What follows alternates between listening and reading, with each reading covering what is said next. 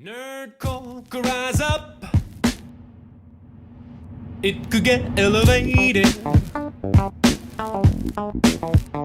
Nerdcore could rise up. It could get elevated. Nerdcore used to be just a made-up word. Nerky's long. Nerky's long.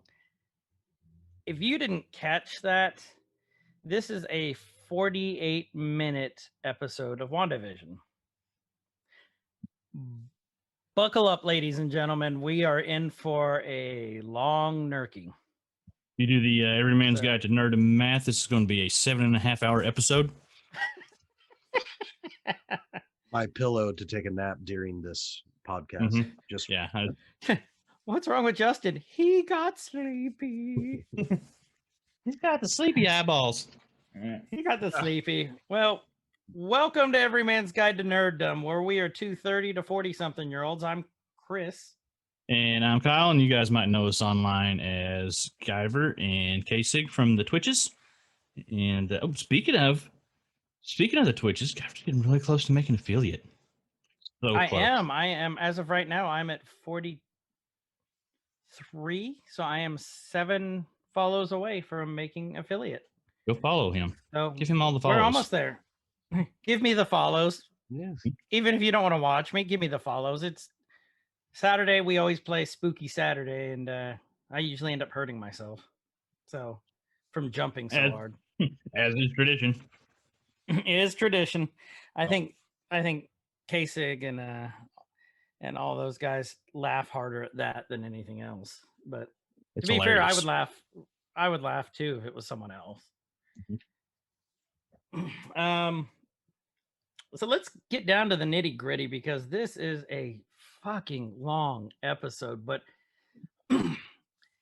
it was amazing. Justin, do you have something to say? I was just thought I was be introduced at least. He did. Oh, yeah. Justin's here again. He did introduce you in spirit. Oh, I did. Yeah. Yeah. Well, thank yeah. And with us, as always, on the WandaVision Nerkies is Justin, the man on the bottom down there. Wait. Yay. Yay. It was wild. Yay. Yeah. So if it makes you feel any better, I forgot to on the intro to put where we talk about pretty much whatever we want. So it's in there now. But yeah, so I don't know if you could tell, but that's another part of being an aging nerd is you get tired during weekends when you're supposed to be re-energized. You get tired and you just don't think of stuff you're supposed to. And I apologize about that, Justin. I apologize on behalf of Kyle because he's being a dick right now. I mean, it's fine. But yeah, the weekend's supposed to be where you like hibernate and not have nerkies at on the crack of 11 o'clock. The crack of 11 o'clock. But it's there we are waking up at the crack of noon. Thinking maybe butt crack of noon. Since our episodes are going 2 hours, 2 hour plus, maybe nerky will be a specification whenever you do a deep dive on a certain show, so that will designate the nerky, not necessarily that's a quick nerky. Yep. No, we were actually discussing that one too at one point. Is just the show. So yeah, something to think about. No, it's we're talking about that. Nerky might just refer to just bonus content at this point. There you go. So it's supposed to be a nerd quickie, but we all know the more you do it, the longer you last. Mm-hmm. And as nerds, we don't do quickies. No. Well, apparently Justin and I don't. Apparently 1 hour Kyle over there is done. No, we're creatures of opportunity. One nerky Kyle. Like yeah, one nerk and done. he nerks it and does. It's done. When you're good at what you do, you do it quickly. Yeah. Do you? So again, 15 seconds in heaven is better than 3 seconds in heaven. Is what. is what he tells himself. Mhm. Usually in the mirror crying. Yeah. WandaVision! Oh, yeah, we're doing that thing. Yeah. Episode 8, titled Previously On, which is aptly named, I think. Mhm. Because a lot of the questions we've had from episodes 1 through 7 get answered here. As always, I think it opens up more questions. And I don't Yeah. feel that all the questions were answered. Mm-mm. And even the questions we got answered, I think are kind of open-ended. So it was, I mean, I was just on the edge, literally the edge of my seat the whole time. Mm.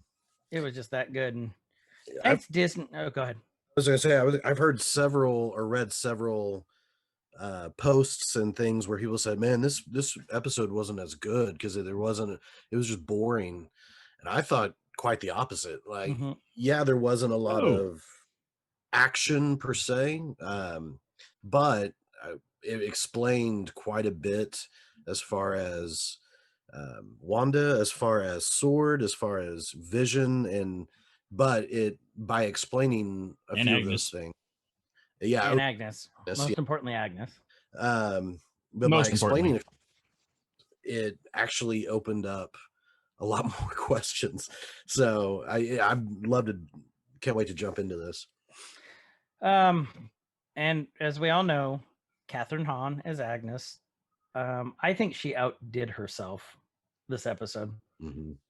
And there is a very, very reliable rumor going around right now that Agnes is supposed to be into Doctor Strange in the Multiverse of Madness, which That I would think make is sense. great personally. Yeah. So I think it's great. She really did. She outdid herself on this episode. Just the way she's portraying Agnes or Agatha Harkness, who's supposed to be this ancient witch. So in the comics, Agatha,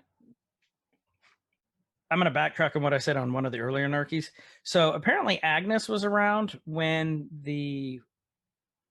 Atlantis got sunk, according to Marvel lore. She was around during the Salem witch trials. She instigated the witch trials and sold out her fellow witches. So I was right in that she, she was around during that, but she's a lot older than we originally thought. So that was something. I got to rewind because it took that a second to settle in. I did not know that there was Atlantis in Marvel lore. Namor. Oh, okay, yeah. Submariner. Okay. Yep, he's Okay, the now I got king. you, yeah. Imperious Rex. And I do remember us talking if about you that. go now. by, if you go by ancient lore, Atlantis had like super strong sorcerers, and their downfall was hubris, I believe. Justin, I think you can correct me if I'm wrong on that, but they just, as my grandma used to say, they got too big for their britches, and they ended up sinking because they were getting into so much like of the dark magics. And Namor is also recognized as Marvel's first mutant. Oh, that's right, he is, isn't he? Yeah. Yep. And Namor is the was he around before Aquaman, or was Aquaman around first? I think that's up for debate, isn't it? Think so, because you can look at the Namor Aquaman, you can look at Deadpool and Deathstroke, you can look at a lot of different parts of DC and Marvel where they kind of exchanged, hey, that's a great idea, I'm gonna write someone just like that ideas. And so I honestly don't know, I'd have to look that up and see when the publication date Thanos, Darkseid. I would, there's so many. Hyperion, Superman, Typically Sentry Superman. A lot of the DC typically comes out with them first, and Marvel had their own version. And so Thanos was a copy of Darkseid. Deadpool was a copy of Deathstroke. And so I would think in that same manner, then because Aquaman was one of the original, of course, in DC, and so I would think Namor would be a copy, but I'm also a little biased. So, Justin does I'm love Googling it. him some DC. So I do want to let's talk about before we hit play on our screens here. Let's talk about Dottie for a minute. So after the episode, I was reading through some of my old back issues of comics, and I happened to come across the Supreme Powers, my Supreme Power set. So, and then we had one of our listeners who is a student of yours, Justin, bring this up. Nice. He goes by the username of, and I won't use his real name because it's online. If you want us to use it, we will, but he goes by Hughes27X on the Discord server. So say hi to him if you guys can. He's a great guy. He asked what we think about Dottie. So as I was going through this, let me make sure I've got her name right too. They actually made a reappearance of this character in the early 2000s, mid 2000s. And she goes by, because we were looking at their colors. When I mean their colors, I mean the color of their magic. And Wanda's is red. Last episode, we saw that Agnes was purple, or is it more of a violet? Yeah, I think we could say purple. Yeah, light purple. And then if you looked at their flowers outside their house, they directly matched up with their power sets. So Dottie was out there in black and white last episode, and she was surrounded by, if you didn't see it, yellow flowers. The only mystic that I could remember, and it hit me as I was reading this comics, and I'm trying to find what her name is again. I'm trying to remember what her name is. I just came drew across a blank. this too. I told you too, didn't I?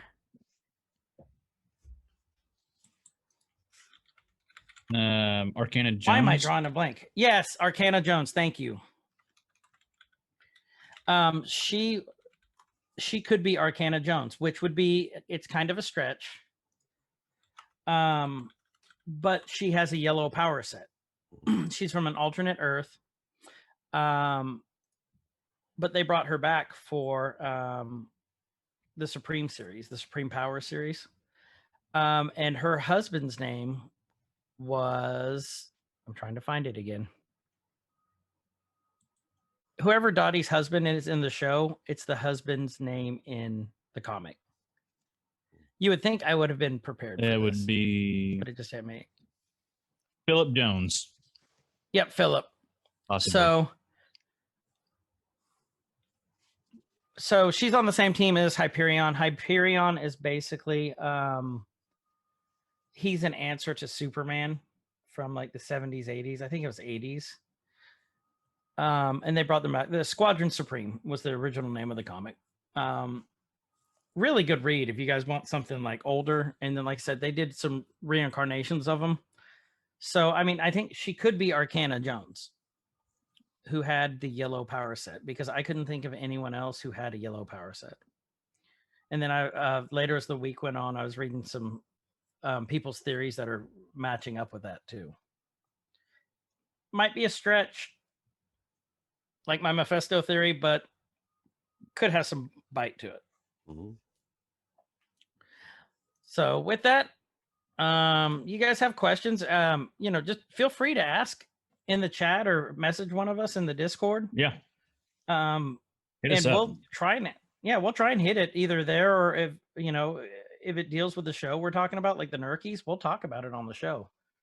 So Hughes, thank you for the question. We really appreciate you. He also had a request that we do a Nerky on the Snyder cut of Justice League. So I said, I think we could probably do that. Yeah. I think we could make that happen. That comes out at the end of the month on the 25th, I believe. And so Kyle will have to watch the original Justice League before he can watch this cut. Yeah, Look at Justin's face. Look at Justin's face. I got out of order. I watched, okay. So I broke down and watched Aquaman 2 days ago with my kids. Amazing movie. And Down to it's a good movie. I didn't want to watch it because I have very low self-confidence, and Jason Momoa does not help that at all. But it was I enjoyed it for what it was. It was one, like we talk about all the time, like you gotta, especially with superhero movies, sometimes you really have to suspend your belief in certain reality. I had to use so much SpongeBob logic to get to watch Aquaman, is what I call it. But I liked it for what it was. My daughter was killing me. Like we started watching, she's like, "Oh, it's Fish Person." It's Waterman. Well, you're not wrong. Pretty good. But yeah, so we'll cover those for sure. Those are something that's going to have to be. I mean, we can't do one side of the coin without the other. So we're doing Marvel. We have to do some DC stuff, which I'm like a 90s DC guy. So get back up to speed on. Right. Yes. So we did get, so you guys know, I got some good feedback on these Nerkies from Props, aka James, last night when he was role playing. He said he's been listening to everyone just eating these up, and he's been saying, yeah, a lot of the stuff that we say is stuff he was thinking too in a line. So he gave us mad props for it. But he said a story that just cracked me up. He was telling me that he goes to pick up his buddy for work. I guess he said it's something like a 30-minute drive to go get him, and then it's a 30-minute drive into work. So they've got an hour in the car together, and he's listening to like the podcast, and once his friend gets in, I guess he started getting into it, and so he makes him start it over so he can listen to it. So good. James, thank you very much for the support.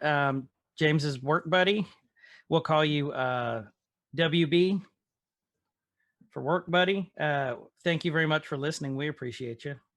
So, and good job, Kyle, Justin. See, it's that kind of stuff that makes it worth it to us. Yeah, it is. And the Discord, the conversations we have on Discord are great too. Just being able to share insights and laugh, make fun of each other, and all the fun things. Nothing's is supposed to be for, So, nothing's mean spirited. Nothing is mean spirited. Nothing. And if there is, that's the one thing about the online community. Online is so toxic, especially. I think over the past 4 years, it's gotten worse. It was always toxic. Fanboys are extremely toxic. Gamers are extremely toxic. I just think it was people kind of came out of their turtle shells more in the past 4 years, with it being more accepted to hate is okay. The message, I'm not saying anyone brought it out. I'm just saying, my opinion, there was a message saying in society that it's okay to hate. And that's not the point of this show. No. If we see something toxic, we're going to remove it. This is all for good spirited fun, just kind of riffing on each other and, sharing insights. That's what being a nerd's about. We've been ostracized our whole lives because of being who we are. And now it's more accepted. And so we want to kind of foster that and make you feel like you're part of our family, because you are. Yep. If you're supporting us, we want to support you too.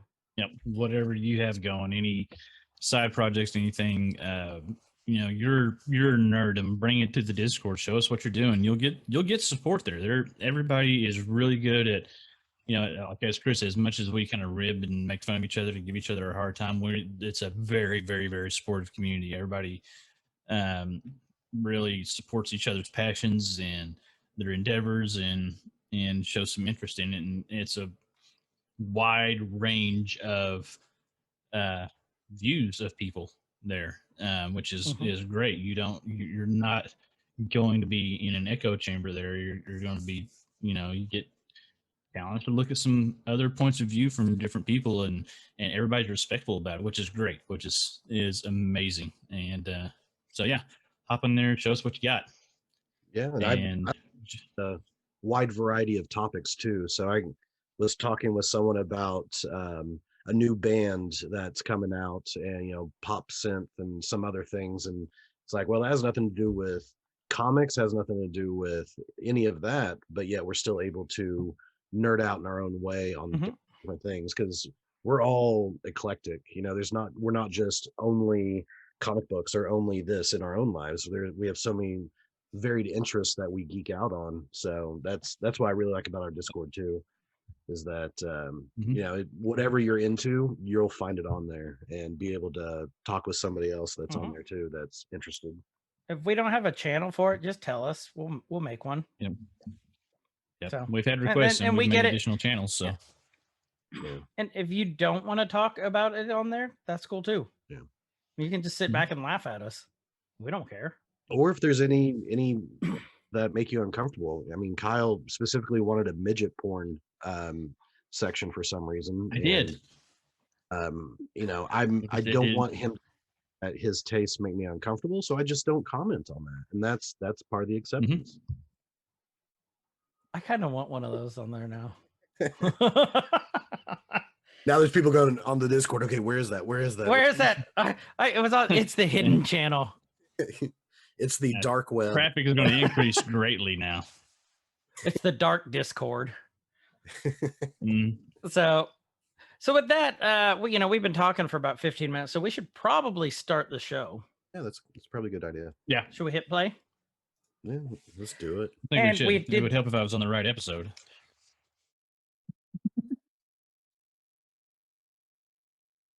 Let's see.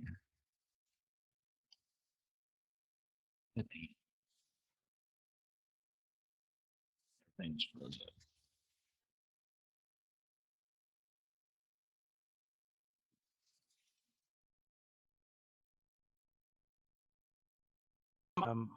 Had more, and I hate even saying this right now, a Buffy type feel to it, or like like some of those shows that we grew up with.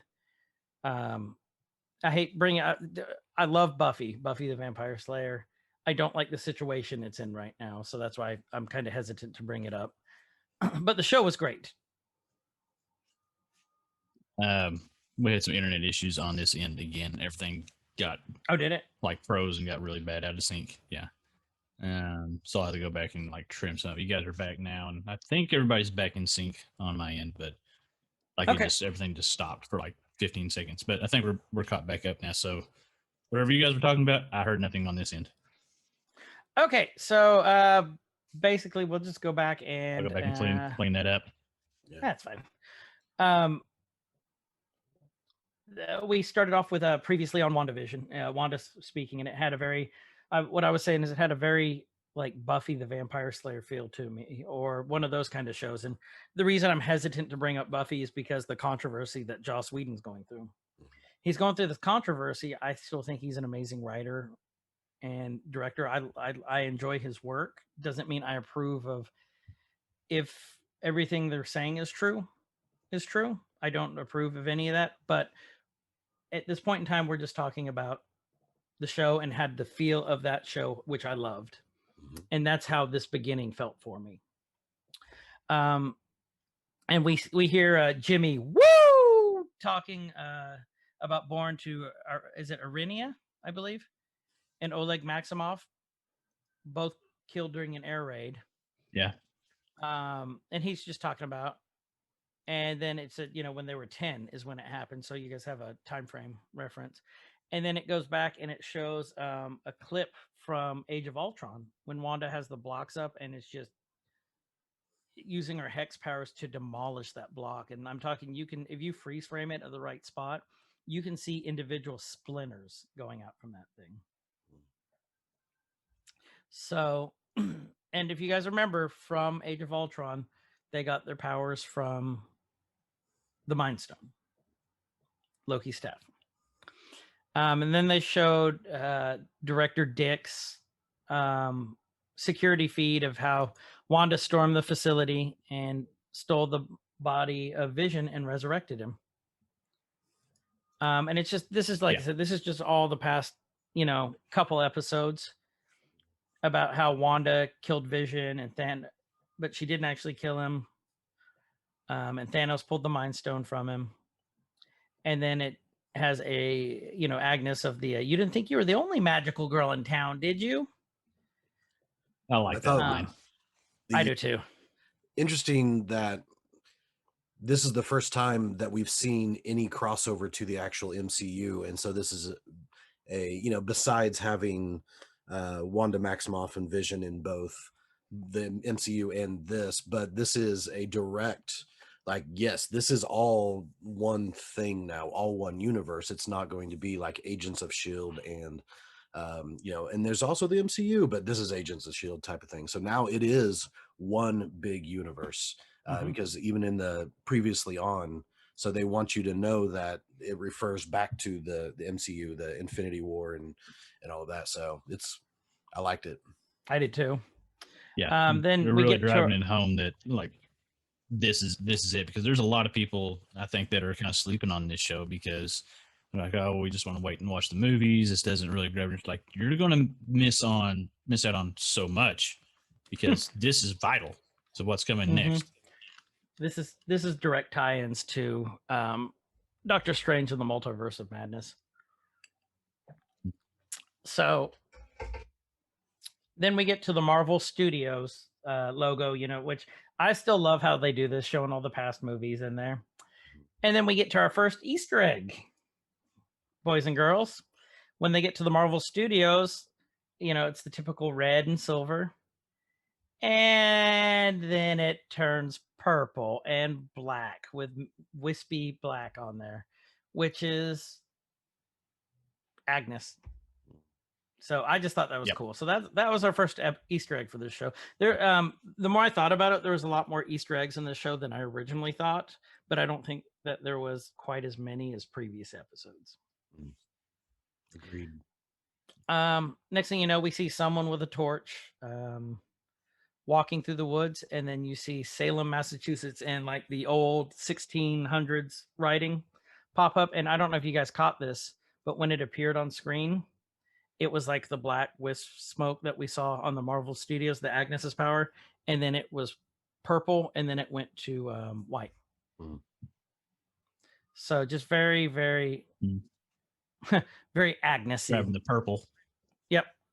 Agnes has purple in her outfit there, so they're really driving that purple home right now. Hillary Swank, one of them, you're going to get all of them. Hillary Swank called it light purple. Light purple. Light purple. Next thing you know, we see Agnes being led to a pole with a bunch of people in hoods. So you think this is, the time period is the Salem witch trials. And all these hooded people. And so, you're thinking, oh shit, is this the Inquisition? Because the first question that's asked is, Agatha Harkness, are you a witch? And, this is the traditional pole that they burned the witches on with torches all around. And something doesn't seem right here, because when they bind Agatha's hands, it's magic. It's like air that you can see. So right away something isn't right. It's not what we think it is. And Agatha kind of looks around and she says, I am a witch.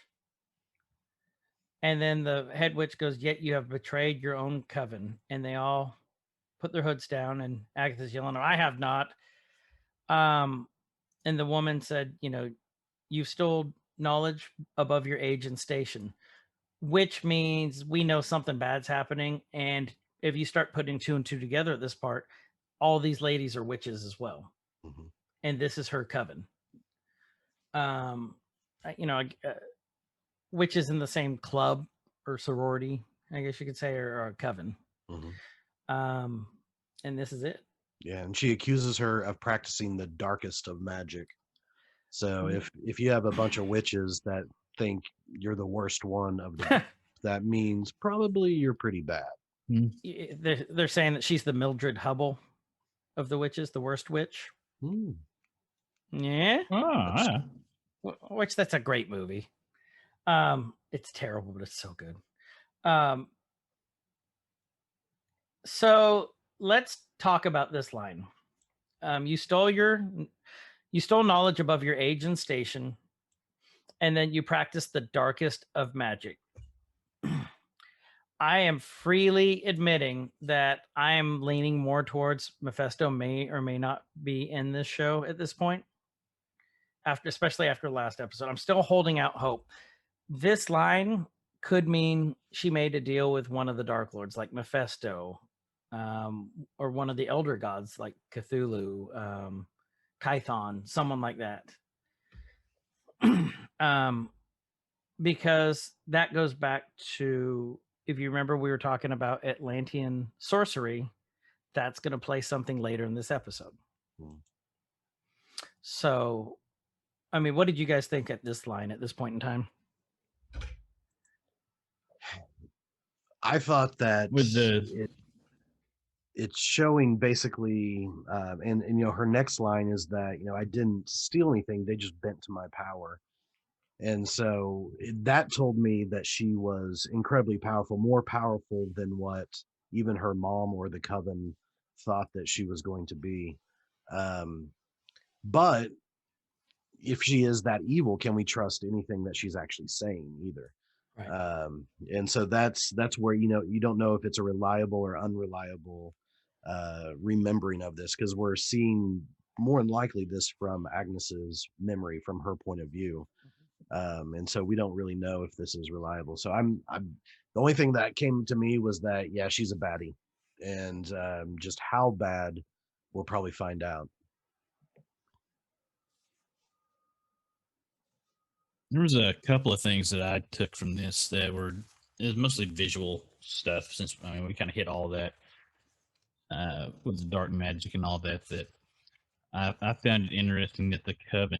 So, you know, colors of magic and powers have been a really big thing through this whole series. Wanda with her red, now Agnes with her purple, and possibly Dottie with her I yellow. thought it was interesting. Possibly Dottie with her yellow, and you know, Rambo with her blue. And I thought it was interesting to see that the whole coven's powers were blue.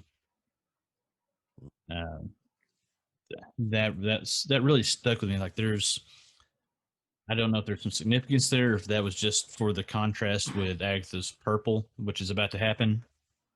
But I thought that was very interesting. So is that signifying that the coven wasn't, you know, necessarily evil? Because blue doesn't, you know, you don't associate blue powers with a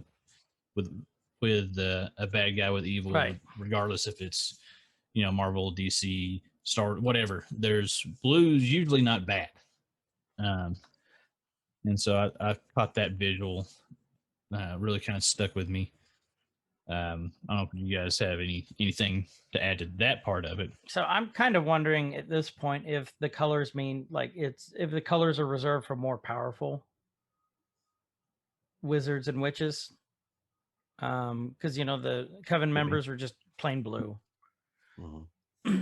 But our more powerful witches that we've seen, which has only been 2, well, I guess you could say 3 if you count Doctor Strange, but not a witch. But if you count what, you know, he has colored magic. The man witch.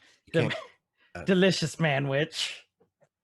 You can't call powers colored. That's bad. It's 2021. Come on, Chris. God. Oh, that's right. So, yeah, I apologize to all the colored powers out there.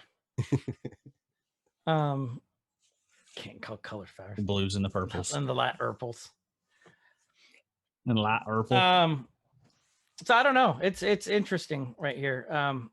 But I think they did a great job on the CG of making. Look how young Catherine Hahn looked in that too. I think my said, yeah, that pointed out, and I thought it was interesting watching this from the comics. Agatha was already, a couple centuries old by the time the Salem witch trials came around. So Agatha's ancient. yeah, so you can see that they're not afraid to continue in the MCU to rewrite, maybe retcon some things to match what they need. Mhm. And so it's they're still doing what they're doing, and I love it. So they're not necessarily feeling like they have to do exactly what the comics have said or done. So that really helps us to not know if this is going to be House of M, if this is going to be several different comics or something new that they've written that they're just wanting to infuse. So I thought that was interesting. If you are recreating a backstory of a main character, the main baddie in this, then really anything's on the table. I like it because it can keep things fresh. Like you're not, and we've talked about this before. Like they're not doing a retelling of one specific line of lore, so you don't know what's coming. And there are fanboys combining pissed off stories. over it because, like, oh well, this isn't how it happened, and there will be people that will get mad because Agatha's not ancient in this scene. She's not old, or doesn't appear to be old. She's held together pretty well, possibly, but they're like, well, that's not how it happened. Well, maybe that's good because now we're getting a fresh, not a reboot, but just a retelling and infusing all these ideas to make something new and good that's still sort of familiar. Right. And to be fair, there's all sorts of retellings of the same story in comics too. Or Yeah. like Wanda's power doesn't have any specific one point of origin. They in the comics they kind of combine it into stuff like later on, which is completely fine as long as you make it plausible. Yeah. If it makes sense and it makes a good story and you can enjoy it, then freaking Cool. enjoy it. Yeah, and we see this with Civil War. I loved Civil War, the comic, and so whenever it was different in the MCU, originally I was like, no, there has to be a Spider-Man. There has to be, there has to be Reed Richards and all of these main, and they just couldn't. But I think the way that they rewrote it and worked it into the existing story was genius. Right. Civil War is an amazing movie. And so they're showing yet again that they have the creativity to work off of a story, but yet and make it better and more relevant to what they are wanting to get across. Mhm. So they're killing it. I agree. Next thing you know, the witches are chanting in Latin, which we all know Latin is the way that spells get cast, according to Marvel. And Supernatural. And Supernatural and Sabrina and everything else. Right. Basically, Latin's evil. They're the devil. And then, they're all chanting, and then all of a sudden their little hands start glowing with, you can see power welling up. And then Agatha's yelling at them, I cannot control it. You guys need to teach me to control this, is what it is. She's yelling for help. And she's looking at her mom and just pleading. And I say, yes, Mom, because we find out that the head of the witches' coven is her mother. And all of a sudden her mom starts chanting with her. And if you guys notice, the brooch on her mother is the same brooch Agatha wears now. So that must be a brooch of their coven. You think that's actually like actually her mother, or that's just the term they refer to the head of the coven as? I don't know. I want to say it's her mother, the way she was screaming at her. But then again, you can you hear like nuns and the covenants, oh, hi, mother. They see her as the motherly figure. Yeah. I don't know. I would like to think this is actually Agnes's mother in this instance. Well, and correct me if I'm wrong, I don't remember there ever being a mention of Agnes's mother in the comics. No, there isn't, because Agnes is so old. We don't know. We know she was around, but we don't know her origin story. Okay. As far as I know. As far as I could be wrong. Yeah, I don't remember anything about Agnes's mother in the comics. So, so again, this is kind of like what we were talking about, writing in something to give it more of, for lack of a better word, gravitas, that she would kill her own mother. Sorry, Mhm. spoilers for the next minute. That she would kill her own mother for this power, for this whatever she's in the game is. So yeah. Mhm. So they kinda- start hitting I was gonna say I kind of like noticed with her line on this where she says, I can't control it. I don't know how to control it. She's like, she says she's asking for help, right? I mean, that's Mhm. the actual words coming out of her, help me. I can't control this, Mhm. which to me really kind of mirrors a little bit what's going on with Wanda. Mhm. That Absolutely. she has these powers. She doesn't know how or why, and doesn't have complete control over them at times. So that's where I'm wondering with what's coming on with Agnes here, if she was actually, wanting them to not do what they're about to do because she knew what was going to happen and she has no control over that Or happening, she's which just trying to save her own skin. could be that too. Could be that too. And I like what you said, Kyle, how it mirrors what's going on right now. Looking for redemption, looking for help. I think Yeah. that's the whole storyline Mhm. between on WandaVision right now. Mhm. So, well, the witches start hitting her with her power, which, as Kyle said, is all blue. And I thought this scene was really cool because you can see that power creeping up slowly through her body and into her neck, and Agatha's screaming out in pain. I thought this scene was just exceptionally well done. Her hair is flying. You can see the power just going everywhere. And I don't know if you guys noticed, but when she's screaming in pain and the blue's hitting her, and it's kind of the far shot with her face just screaming and like her neck's glowing. There's some red wisps, light red wisps in the background. Mhm. Yeah. It is so faint. They're coming from the torches almost, like you see like anything that has any essence of power being disturbed by this. And yeah, I mean, I'd like to say it's the torches, but to me, this looks a little bit more than just the torches. Like maybe it's mixed in with some of that fire, or maybe it's the magic fueling the fire. I don't know. To me, it kind of looks like Wanda's powers a little bit. Mhm.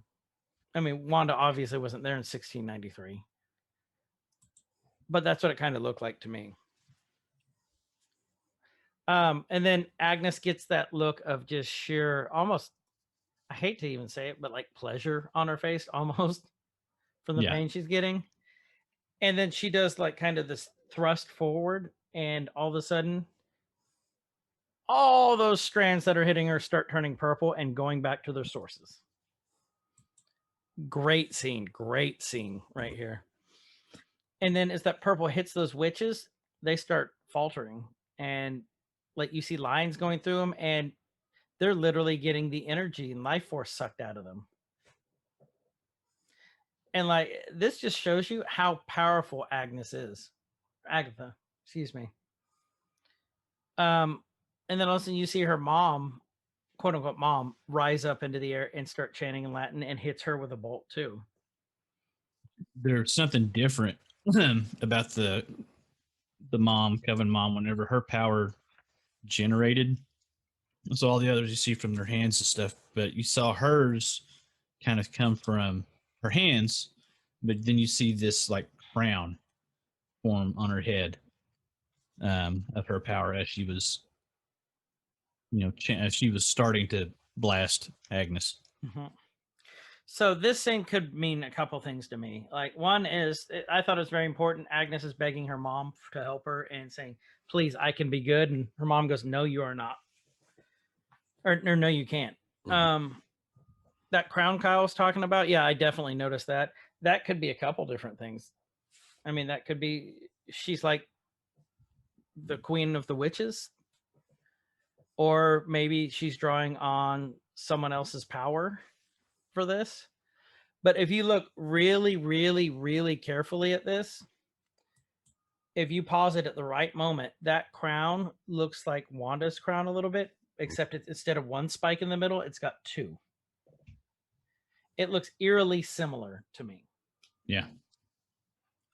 I don't know on this part. Yeah, it made me think that, because I thought, oh, that looks like Wanda's crown, or Scarlet Witch's, I guess, crown. And it made me wonder, okay, well, is there the most powerful, the blue has this crown, the most powerful of the red has this crown, the most powerful of, so I'm wondering if it's a signifying of the hierarchy, if you will, or the most powerful of the magic users, because it seems like in this scene it's trying to signify that her mother is the most powerful of, she's the leader of the coven, she's the most powerful of those that have this blue power. That's a great theory. Maybe there's different covens or different like or is this the main one? There's a hierarchy of witchiness, of blues and reds and yellows and purples. They're all witches. Yeah. I do they're want witches. Burn them. Burn them. She weighed more than a duck. And then when Agnes is fighting back against her mom rose into the air, if we didn't mention that. So that's pretty important. Why? Because that just shows how powerful.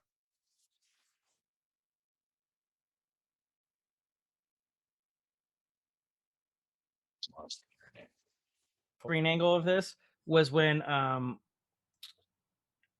King of the Monsters and when Godzilla was fighting King Ghidorah with the atomic breath weapon, his atomic breath, and Ghidorah's lightning. You know how they're going back and forth, and then it just started overpowering it. That's what it looked like to me. That's what I immediately thought of. Why I like Godzilla. That's another one of my nerddoms. Oh, that's a good one we need to talk about too. 60 years of Godzilla. But that's what I just thought of, just because I thought it was just a great scene where they're doing this, and as the purple starts overtaking her mom, that crown just starts disappearing, and her mom, I don't know if we mentioned this either. We said, it looked like it was sucking the life force out of these witches. Well, it did, because all those other witches were dead on the ground, like shriveled up, like their juices were gone. And that's what happened to her mom, and her mom just fell out of the sky. So immediately this makes you wonder, is that how Agatha looks young now? Is she sucking out the power of witches throughout the centuries to stay young? She was always strong. I mean, it's a thought. It could be not. It could just be a side effect of this power. But then I don't know if you guys caught it when she had her hands up. If you pause it at the right moment, they're blue. The power is blue, and it's not purple anymore.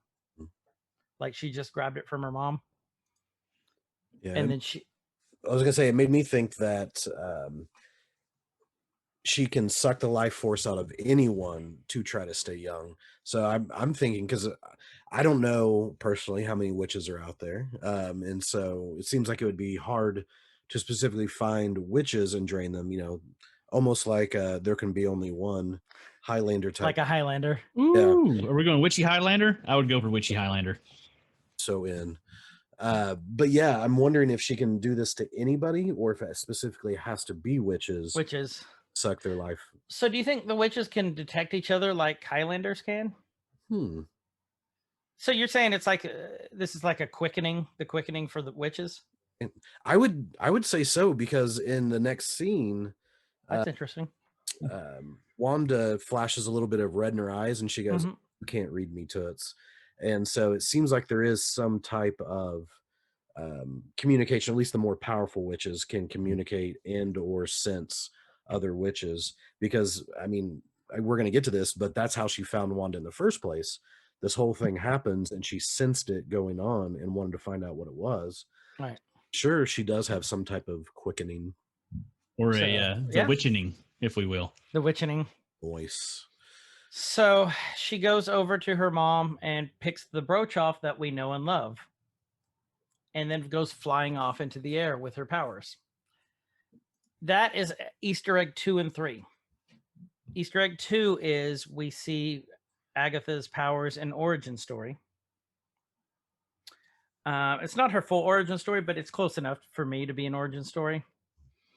And then 2, this was the showing of the MCU's version. This was the Salem witch trials, because they ended in 1693, if I remember correctly. So that means that Agatha, instead of giving up her coven to humans, to normies, this was the Salem witch trials in the MCU, and it's done. It ended with Agatha destroying everyone. I could buy that. So, Yeah. It was actual trials by witch. So Now, kind of where I am with that. That whole sequence, there was one thing that I wanted to get through, because we're, this is to kind of counter a lot of things that we do, because we absolutely love this show, and I absolutely love this show. There was something about that stretch of that scene, because like production value, scenes, and everything are like top notch. Everything we've seen so far. Something about that sequence, though, I don't know if it was the setting, the props they used, whatever. It seemed a little off to me from the rest of the series. It almost seemed more like, ABC Family Friday night Halloween special than WandaVision. I could see that. High quality, and I mean, it was done well. The acting, the special effects, and It had a everything, different feel. but there was just something about the setup of the scene and the props used and everything just felt a little off to me. It didn't feel like it was up to the caliber of like everything else. And if that's my only gripe throughout this show, I'm happy with that. So, and it's not even really, that's not even a real gripe. It's not even a real gripe. It was just, it just seemed a little. Well, something, I agree. Something did seem off, and it almost had an Agents of S.H.I.E.L.D. feel. I can see what you're saying. Yeah. But, so that was once we get the only thing I had on the rest of that scene. So I had to look up this one part because I remember reading something about it like years ago in the comics. But once we get to the basement here, I'll bring it up. This goes back along with that crown and who Agatha might have been studying, what the book is. Like this all links together here in this next part for me. And Agnes is talking to the bunny, and she's like, not that I know of. And she's like, she looks surprised to meet us, doesn't she?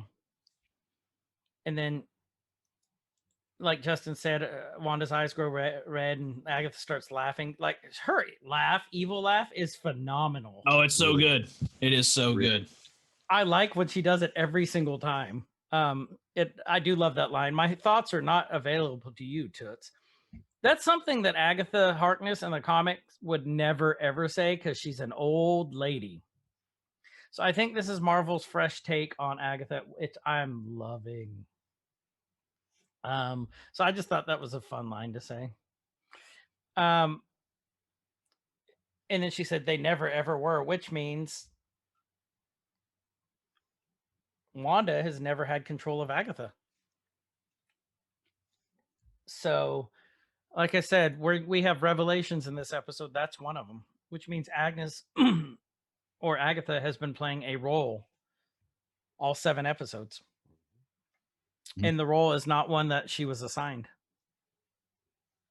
Which goes back to, I forget who it was. It's either you, Justin, or Kyle that said, Agatha knows a lot more than she's letting on. Yeah. Sounds smart, so it must have been Kyle. Justin probably said it. They're both dumb. They can't remember. It was one of them, though. That one of them did say that, and so they were right on that. So, and then, she's saying, "Where are my children?" And I love how Agnes starts just mocking her. Where are my children? Yeah, I got a good. Yeah, so it makes you wonder: is Agatha that evil? But you got to remember when she asked where her children are, she did it in Sarkovian. With her accent. The accent. Yeah, the accent was back for that one. And it was thick, too. So while she was talking before that, and, with no accent, that accent's back. And Agatha even points that out at this point. Mm-hmm. It's like the second or the third time this came up in the show about her accent coming and going. Mm-hmm. Mm-hmm. That's always been a huge thing for me. It's like, almost like how um, Natasha Romanoff should have and I'm not Thick Russian. going to be too fanboyish here, but supposed to have a Russian accent and all of that, and we get ScarJo, who I think has done a great job. Mm-hmm. At the same time, it's like, what, could she not do a Russian accent? Is that why they didn't do it in this show? And then how her Wanda's um, accent comes and goes and comes and goes. Like that's something always watching Infinity War and everything else. I've been like, come on, pick one. So whenever she went off on the accent, I was giggling with delight. I agree. Wanda, I paused it on a great part too because it looks like Wanda's completely stoned right now. But Wanda is, trying to do some magic to Agatha, and Agatha goes, "Your magic's no good here." And she binds Wanda by her hands and feet and has her float through the air. And Wanda's gasping for air at this point, like you don't know if she's in pain. And then Agatha goes, "You didn't notice one, a basic protection spell, one on each wall." And this is when all three of us talked about those symbols on the walls. Those are basic protection spells. Mm-hmm. So good call, gentlemen. Mm-hmm. But they were all... Mm-hmm. It seemed a little exposition-y to me, because it's like, why do you feel the need to go through and explain what a protection spell is and all this?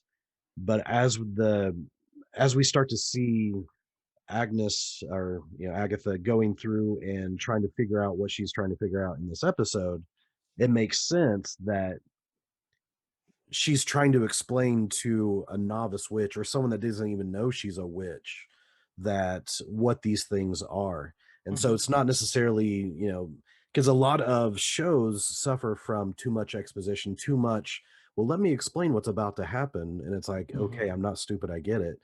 And so at first I was like, why? And then it started making sense as the episode unfolded.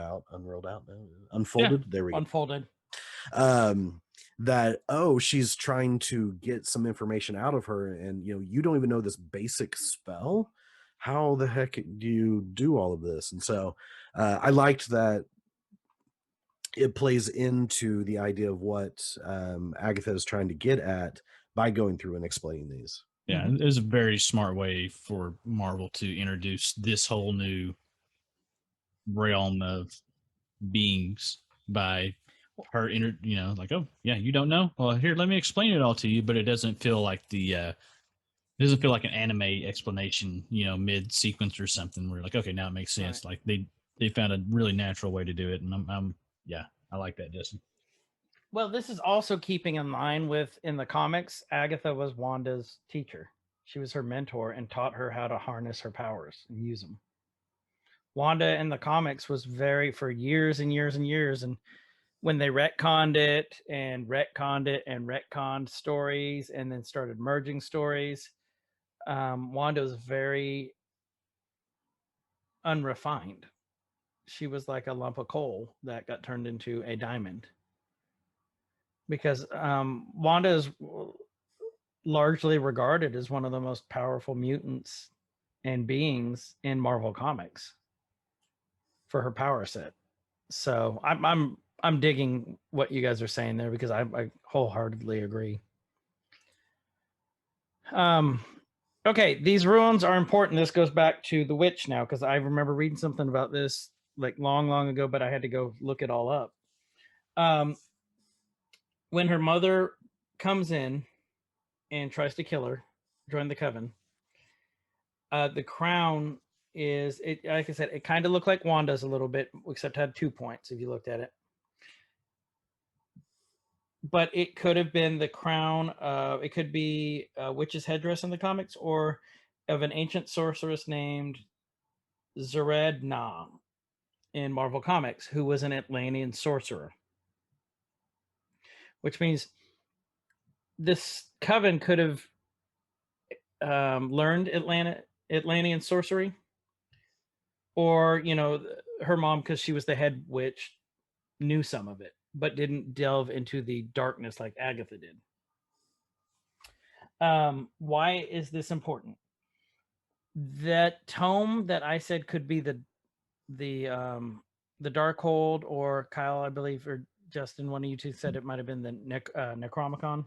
Looked like Necronomicon from Necronomicon. Thank I you. thought it looked like the Necronomicon from Evil Dead. That was my point of reference on it. Right, and there is there is several Necronomicons in Marvel Comics too. Okay. But this also could be what did they call it? I'm looking at the note here. The Tome of Zura-Na, who was banished from Atlantis because of her prophecies on Atlantis' destruction, but whose spirit lived on after death to ensure her teachings were not forgotten. And there is some hints that these ruins could be Atlantean too. So that's why I said once this comes up, I'll bring it up here, because now that you guys can see this, it's, it could be valid. Mm-hmm. Yeah, my student that you mentioned earlier, we had this conversation about if you watch Doctor Strange, there's one book that's missing from that, the row they have chained up, and he was asking if it was the same, and my opinion on it is very much could be. But it would probably be retconned to be that, because when it's been over 5 years when it was written, the Doctor Strange was written and shot and all of that. And even though Marvel is really good at planning things out, they didn't necessarily know that this was a thing at the time. Show was going to be going on, and that one book would be, that type of thing. So I could definitely see how it'd be retconned. I don't think it's been planned to be that specific book, but I can easily see how it could. They'd work it in there. Yeah. So wasn't that book in Doctor Strange, wasn't that the one that the fallen student took? Wasn't that the space for it? Or was there two spaces? I think there was two spaces, because there was the one that was open that Mads Mikkelsen took. Right. But I think there was another one too. I'd have to go back and actually watch it. Isn't Mads Mikkelsen the Hannibal? He played Hannibal. Yeah. Okay, that's him. That's why I know the name. And in Rogue One, he played Jyn Erso's father. That was him? Yeah. So he's the one that created Oh. the hole that wasn't bigger than a womp rat to shoot down. I like how you worked that in, sir. Thank you. Good job. Thank you. I really like how you worked that in. He's a cool actor. He is and his name is Mads. Yeah. Mads Mikkelsen. That's such a cool name. But yeah, I mean, I don't know. I'm gonna have to go rewatch Doctor Strange now, just to see that before I get to it in my rewatching phase. But Agatha does. Again, I'm going to keep harping on how amazing she is at on this role, because you think she's lost it and it's just like this mad evil person, because she's like, in a given space, only the witch that can cast the ruins can use her magic, which explains why Wanda can't use her magic right now.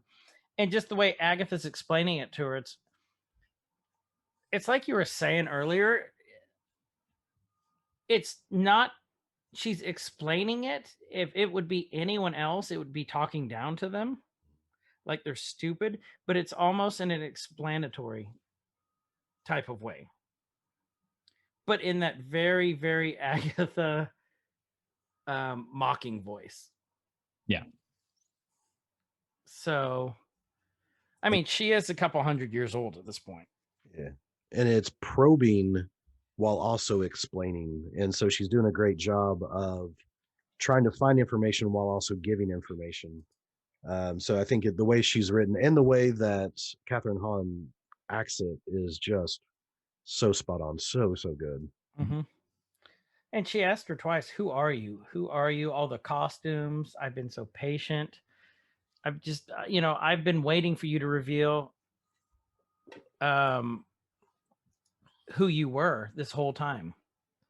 And then one of my favorite lines of the episode, waiting for you to reveal who true self was. I got close with fake Pietro or Fietro, if you will.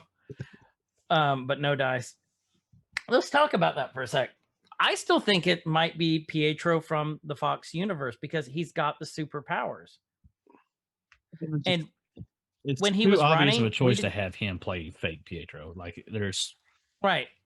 And it brings us back to Marvel doesn't do anything by chance. no. So it could be Agatha's aware of these other realities because she's a powerful sorcerer in her own right. And so she knew about these other realities, and since she couldn't bring back our realities, Pietro, she grabbed him because if you notice when he's running, you don't see any purple behind him either trailing. You see the blur like you did in the Fox movies. Yeah.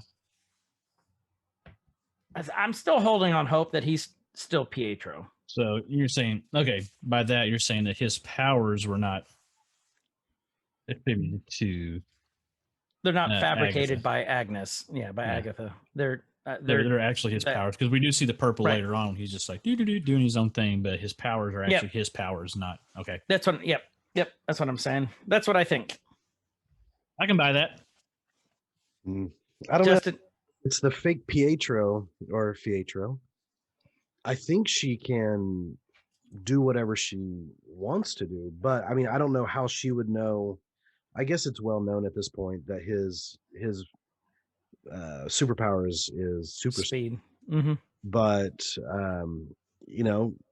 if Wanda can create and do all of this, and then we're seeing that magic has no limits, so it can give superpowers to somebody that doesn't have it and be fake. And she's saying it's not the real Pietro. I couldn't do a necromancy. I couldn't go through and bring him back to life. So it's a fake. he had too many holes in him. Yeah. So if she can make someone that isn't Pietro, she can also give him those superpowers. So I don't know. I think that more than likely she's an evil Fox executive that so she's bringing in some of the Fox, and that's all of this power that she has. What? Yeah. So that's I think more likely than it being actual Pietro from that. And it could be, but if you also remember though too from Doctor Strange and any comics, magic is governed by rules. There are rules to magic, so it's very strict. Like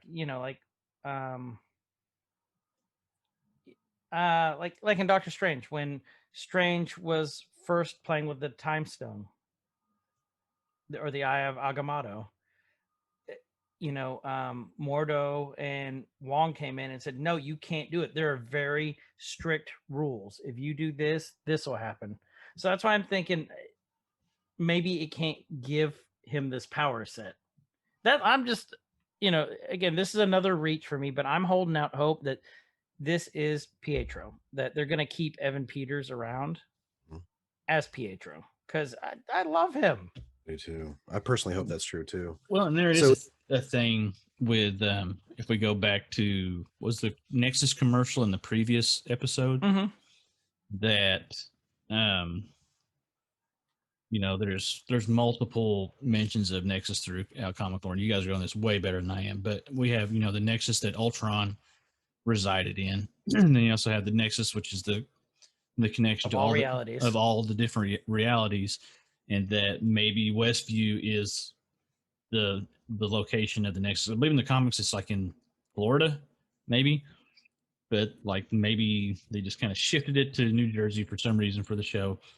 This is now the Nexus, and the bunny is the Nexus Guardian that Agatha was somehow able to overpower, defeat, not necessarily kill, but capture. And instead of actually killing him off, turned him into a rabbit so he can watch her manipulate all these different connections to different universes and stuff. So that's how she would be able to kind of torture him. well, she'd be able to torture the Nexus Guardian, how she's able to pull in fake Pietro, why Wanda actually ended up there, because now there's no Guardian. And so these users of magic and stuff, they're naturally drawn to where the Nexus is located, which is why Agnes is there, is why, in some way roundabout, why Wanda was actually drawn to that location. And that's where you're going to see this battle for power over the actual Nexus, and then that ties into Doctor Strange and the multiverse and all that. That Westview, New Jersey, is the location of the Nexus, and the Nexus Guardian is now a bunny. So I like that one. Agnes is still walking around Wanda, just kind of really just laying into her. You know, you're so crippled by your own self-doubt. You believe that this is how it should be. And I got some tones of sympathy as Agatha was talking to her. I don't think Agatha was 100% nefarious in her motive in why she's doing what she's doing. I'm kind of like, you know, we go back to her being her mentor and teacher and bringing her along. Like she's not evil and she's not good. She's just kind of this, like, she's chaotic neutral is what she is. Right. Yeah. I totally. And then, you know, they're just basically, Agnes said, I sensed this place, just so many spells combining in one area. You know, you don't ever see this. It called out to Agnes. And honestly, if it called out to Agnes and it was like this, I am going to rip apart this plot on this part. Why didn't the Sorcerer Supreme know about this? Or is Agatha working with Strange somehow? Could be. Because the guardian of our realities, of Earth's realities, should have known about this one. You know what I mean? Yeah. Or did the events of Infinity War and Endgame change this to where, because when Bruce Banner went back, Hulk/Bruce Banner went back and talked to the Sorcerer Supreme, she had no clue what they were doing. And he had to ask permission for the stone. And so do those events, even though they were returned, we also know that the captain went back and lived a whole full life with Peggy Carter, which changed the timeline. And so did those events then spark something like this with Agnes? Because, or it might explain how the Sorcerer Supreme didn't know this was going on, because she didn't know anything about Bruce being there. And That's all. true. That's true. I didn't even think about that. So the Infinity War and Endgame could have changed something in our timeline for Phase 4, to where that could explain why the Sorcerer Supreme didn't know about Agnes or any of this going on. Right. Or were they working together? Yeah. That's what I have to say about it. I don't know. This is our mind right now. If you guys aren't watching the YouTubes, his finger just went through his he made a hole. So you can use your imaginations. Yeah, we'll keep that. Picture a frying pan, and then the egg is your mind, and then crack the egg frying pan. That's on WandaVision. So at least to be fair, that's usually how Kyle texts me he wants to play a game too. Like, hey, you ready? This filter's I'm like, blocking yeah. all of it. All right, let's go. I'm a little jealous. Saddle up. We'll send you wake up calls at 11 with that picture. Ooh, okay. That'll definitely get me up. Yeah. So that little cicada is back crawling around on those vines down in the basement, and Agatha grabs it and just has this smile and then starts chanting a spell over it. And she goes, mind control classic, quick incantation and feeble mind, you're ready to go. Throws it at Wanda. Doesn't even throw it, just kind of opens her hand and controls it to go at Wanda. And it's crawling all over her face and like by her mouth trying to get in. that kind of creeped me out a little bit, this part. I was a little uneasy. My kid was freaking out. She's like, "Don't eat it! Don't eat it! Don't eat it! Don't eat it!" I think we were all kind of thinking that at this point. Mhm. And then, she told her about transmutation. Again, I don't think Agatha is trying to be evil. She's showing Wanda all the different things you can do with magic.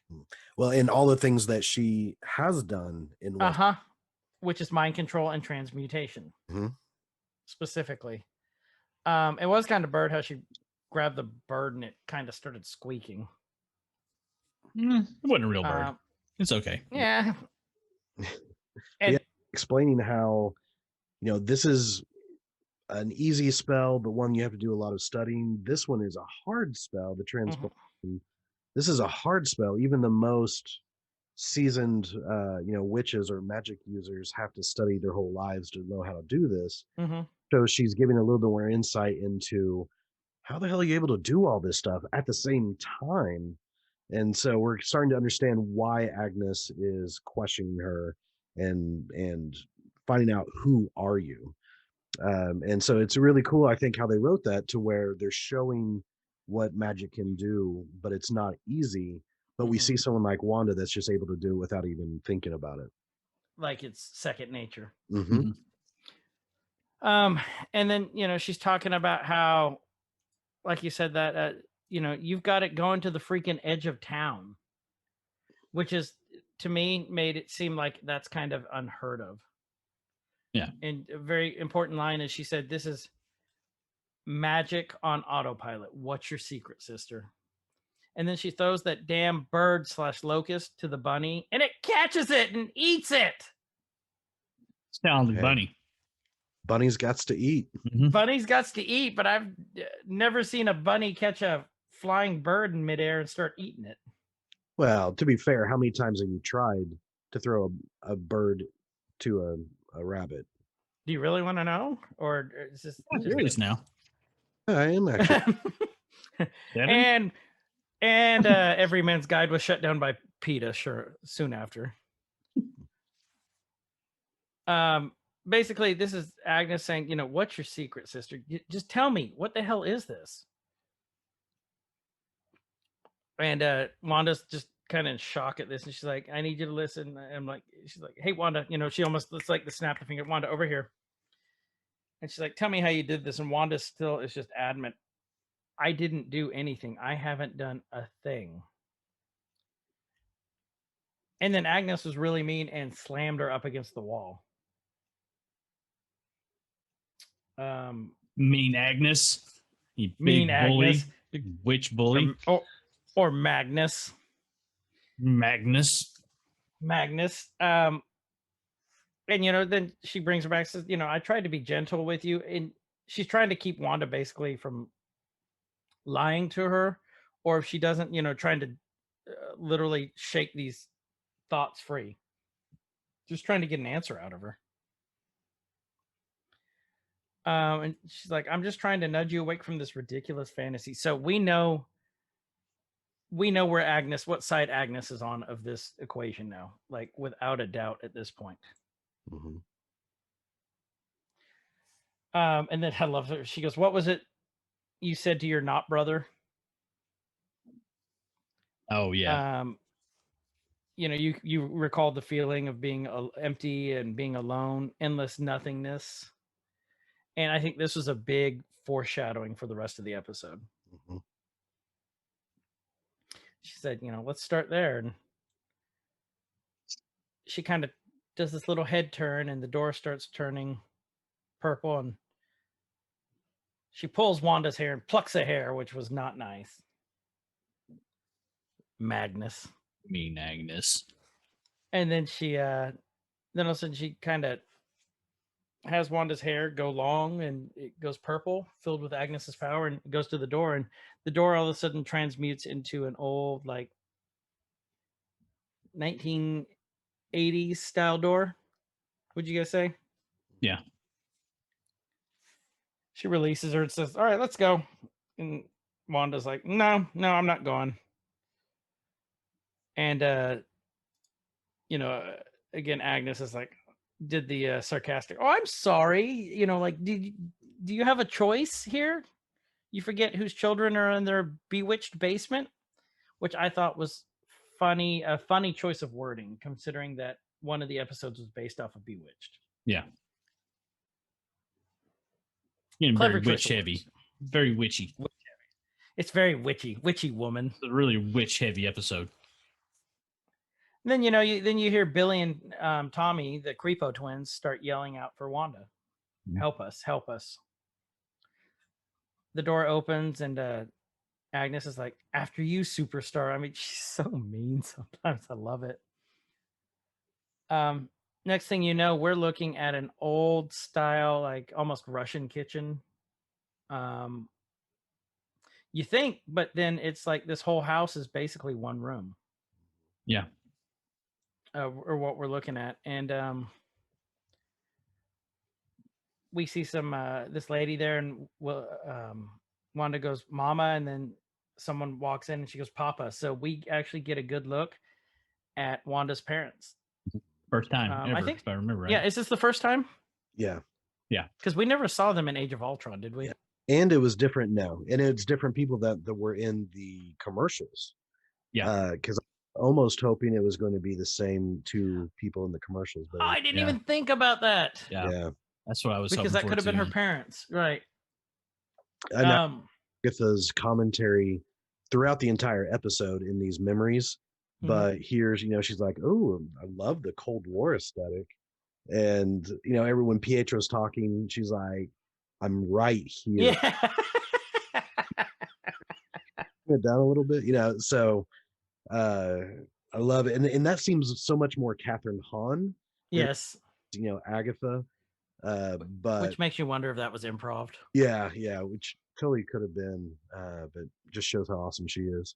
Yeah, I hope we see that later after the season or this series makes its run, and we get to see stuff that was actually like ad libbed and things that were brought in. So. Disney's usually pretty good about that, Marvel. So I'm hopeful on that. Well, the mom's looking at the dad, and she opens the suitcase he brought in, and in the suitcase were DVDs. Do you guys remember what DVDs were in there? Oh, there was Bewitched and Malcolm in the Middle, I Love Lucy. What was the other one? I'm gonna go back here. Addams Family. Who's the Boss? Yeah, Who's the Boss? What was the one on bottom? Her fingers covering it, and it looks like it says Annie. I Dream of Jeannie. Oh, is that what it is? Okay, so it's all the ones that they took not liberties with, but inspiration took little bits from to make the episodes. Yeah, inspiration. Thank you. Yeah. When Papa picks up Mama, and then you see little Pietro, but there's something you notice whenever Papa takes his. This is one of those little. We're always looking for the hexes, and we can never find the hexes. And when Papa takes his jacket off, and you look at his sweater, it's a winter snowflake pattern, but the middle across makes a bunch of little hexes that are connected. Oh, it does, doesn't it? Yeah. We got some hexes there. We found hexes. We're good. Found some more hexes. Yeah. And there's you see Mephisto in this scene because there's that red coat hanging on the coat rack himself. He's been there the whole time. It was there. Mephisto. Yeah. The devil's in the jacket details. Mm-mm. Yeah.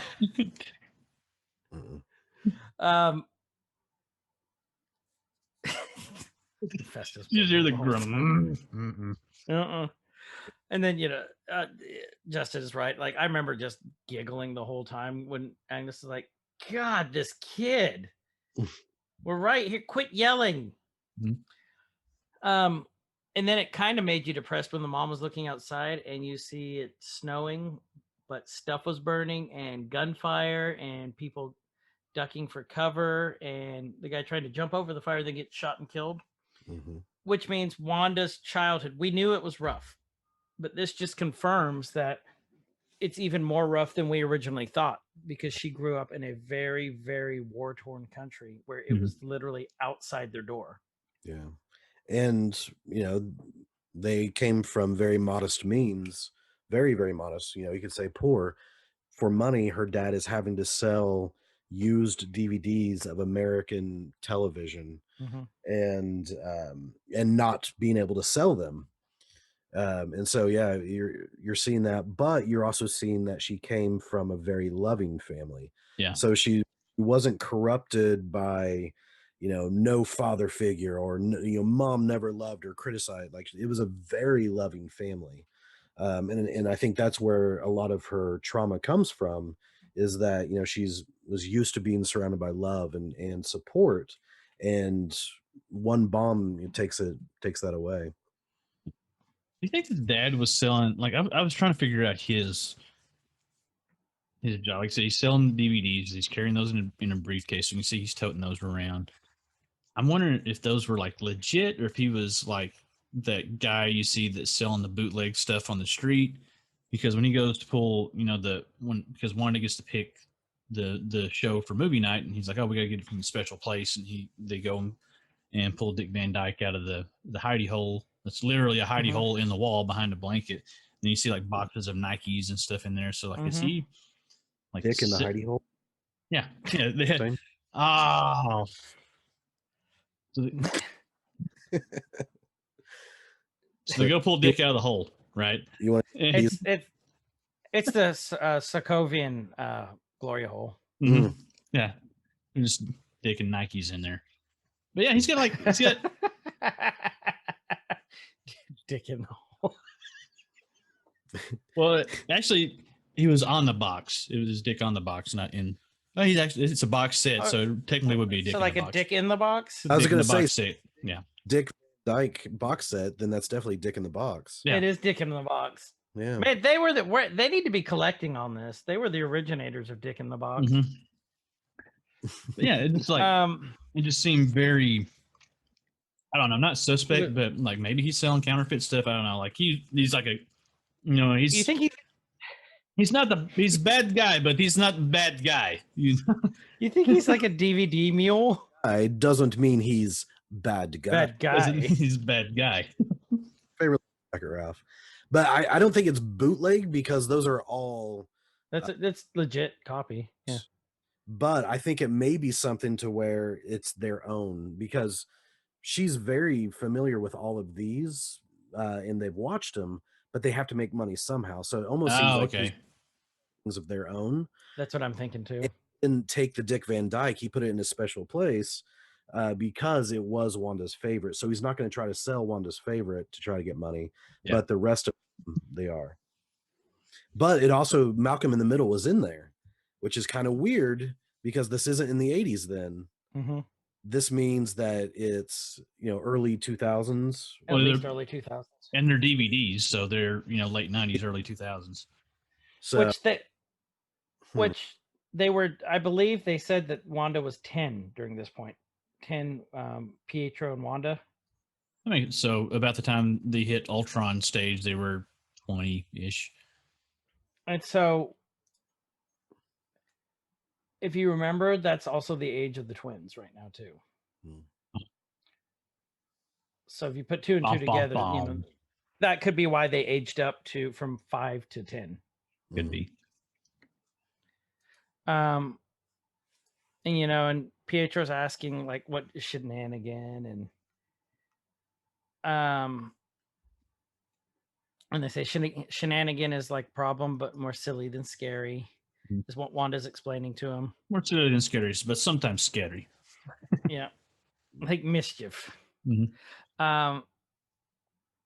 And then it just makes you want, like you guys are saying, this family really loves each other, because they're trying to make it as normal as possible for their kids while they're sitting around the couch watching this television, watching the Dick Van Dyke show on this television, while there is literally people dying outside their front door.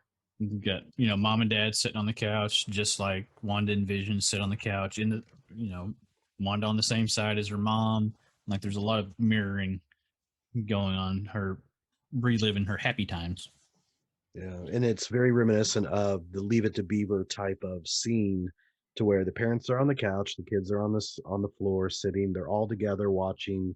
Not something that would happen in 2021, where the kids are down below. No, the kids are taking over the couch, and you're like, please just scoot over, and they're spread out, and you're like, oh god, okay, fine, I'll just sit on the floor. Yeah. And kids knew their place. Damn it. Damn it. Pay attention to war-torn Sokovia, kids. Yeah. And I don't know if the episode title of the Dick Van Dyke show that they're watching, like I Have a Walnut or whatever it's called, has any meaning on anything, but it might later. If you want, I actually pulled it up. I looked it up. At season 2, episode 21. I can give a quick synopsis. Yeah, please do. It says the name of the episode is "It May Look Like a Walnut," so that's the name of it.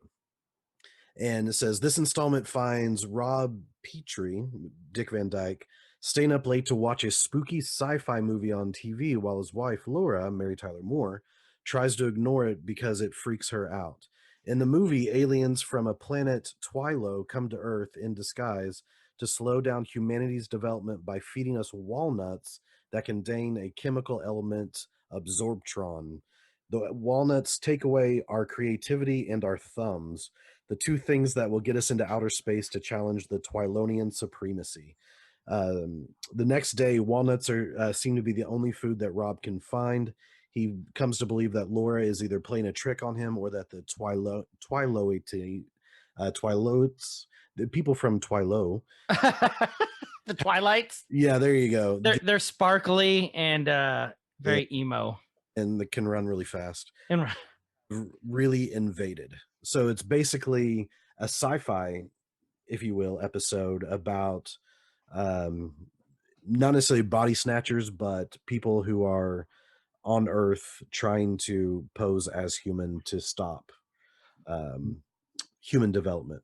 The alien invaders that could pose and look and disguise themselves to look like humans. Heard this. We've seen this, haven't we? I know the dude. When was this? Which movie? I know this. So yeah, it's by them calling it out. I mean, she clearly says season 2, episode 21. Right. And so, I mean, they're begging us to look this up, and so that has to have some relevance. And I think it does have some relevance, for sure. Do you think it is a direct correlation of what's happening in the show? Like, there's superpowered beings that are trying to take like a correlation, like maybe being Sword, like the superpowered beings from outer space, and then Dick Van Dyke is trying to stop the invasion, so he's like Sword. Well, the aliens are trying to slow humanity's development. Well, what is a mutant? It's the next evolution of humanity's development. Right. And so I think that definitely plays straight into, I mean, you watch or read anything with Magneto, and Magneto, Wanda's dad in the comics, says that mutants are the higher form of human evolution. Mm-hmm. And so I think that's where it's coming into play, is that it's talking directly about human evolution and trying to stop that human evolution, that human development. And I think that's where I got I like that. Just off of that, I think that there's something else from the description of that Dick Van Dyke episode and what it was. So if we think back a few episodes ago when they had the whiteboard up and they have all these theories going on about what's happening with the hex and who's causing it and blah, blah, blah. Do you remember, like, off to one side, you could kind of barely make it out what was on the board? Mm-mm. Remember, scrolls were on there. Yeah. Right?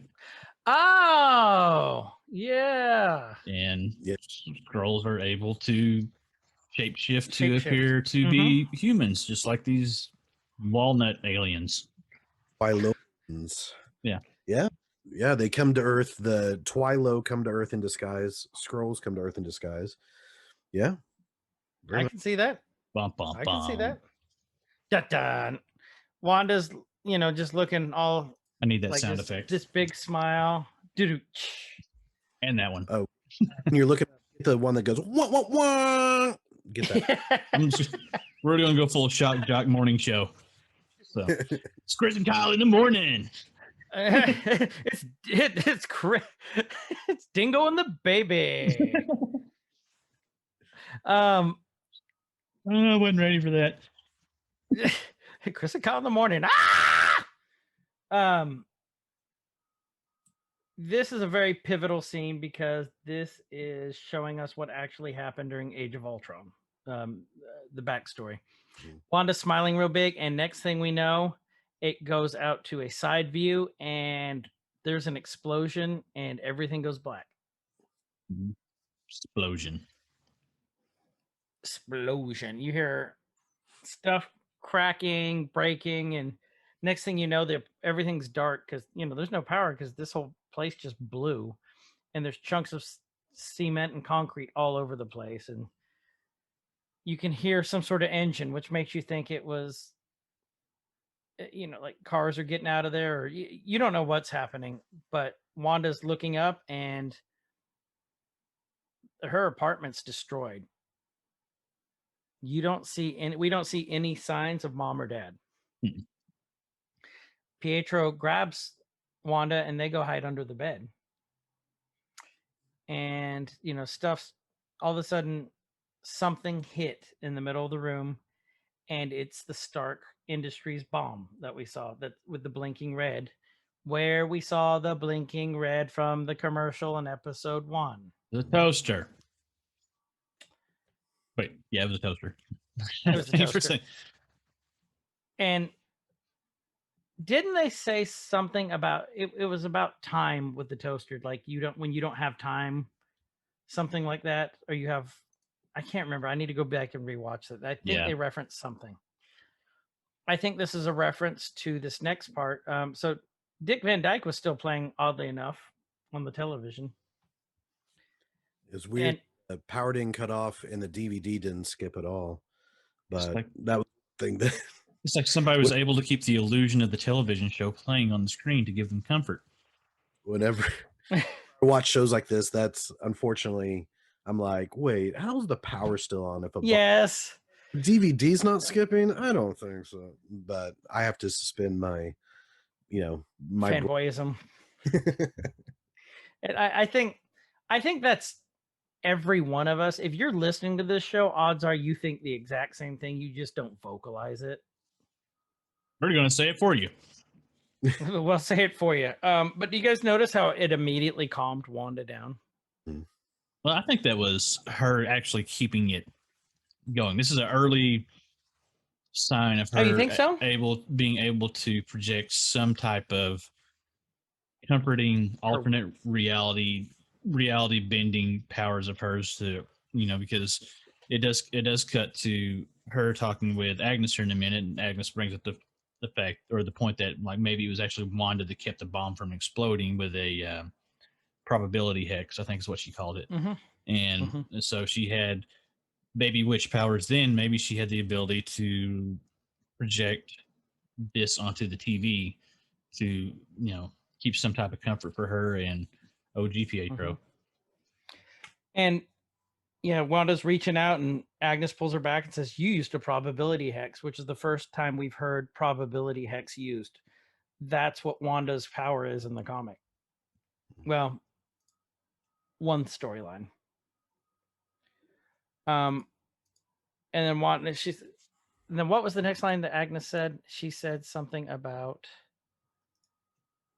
used a probability hex, and Wanda's like, "No, the bomb never went off. It was a dud."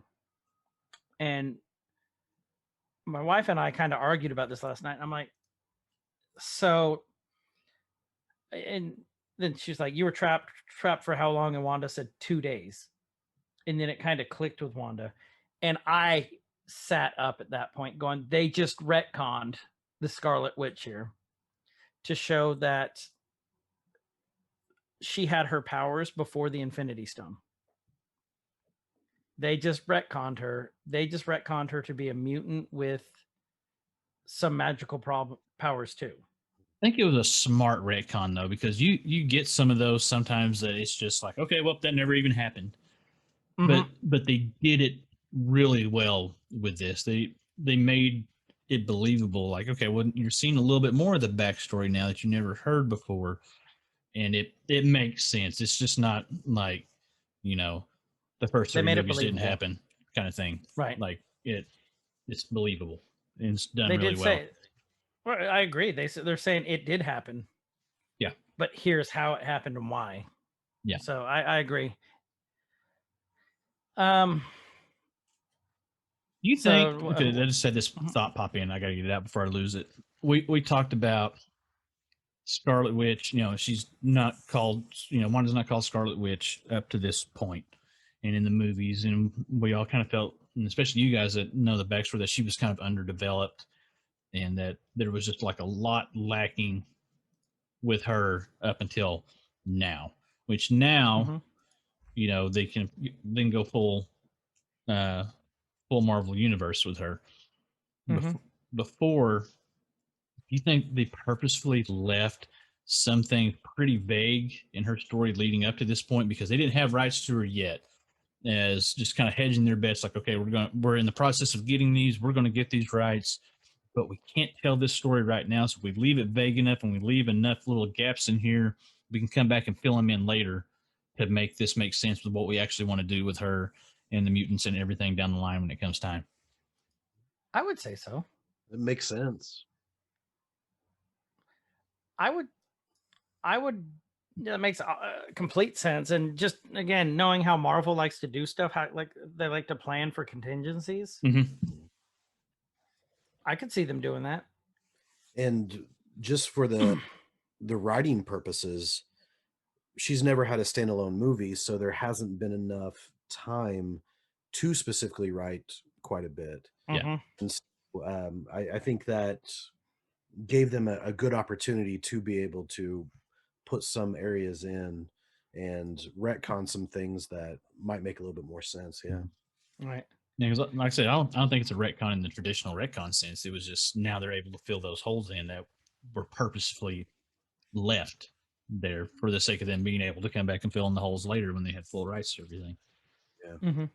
Makes me think about like Hooded Justice in The Watchmen. So in the graphic novel and in the movie, Hooded Justice has a brief mention as the first, superhero in this in the graphic novel, but isn't really like explained in much. And then the television show, the HBO Watchmen television show, retcons and gives him a full backstory and how and why he was the first, Mhm. and really did a great job of how to expertly write a retcon and explain a backstory of a small character in the original work. And it seems like that's exactly what they're doing here as well. In a smart way. Yeah. They're doing it very smart. Yeah. This was. I know I keep saying Agnes has classic lines in this, but she really does. She has some great one-liners in this. Mhm. One of them is what I see here is a baby witch obsessed with sitcoms. Therapy ahead of her. Yeah, with years of therapy ahead of her, and but it pulls together because it doesn't explain your recent hijinks, doesn't explain what you're doing now. And she says, "Where'd you get the big guns, Wanda?" Like her whole demeanor changes, Mhm. and we know for a fact Agnes is trying to get down to this to find out where we're seeing part of the trauma, but Agnes thinks there's more.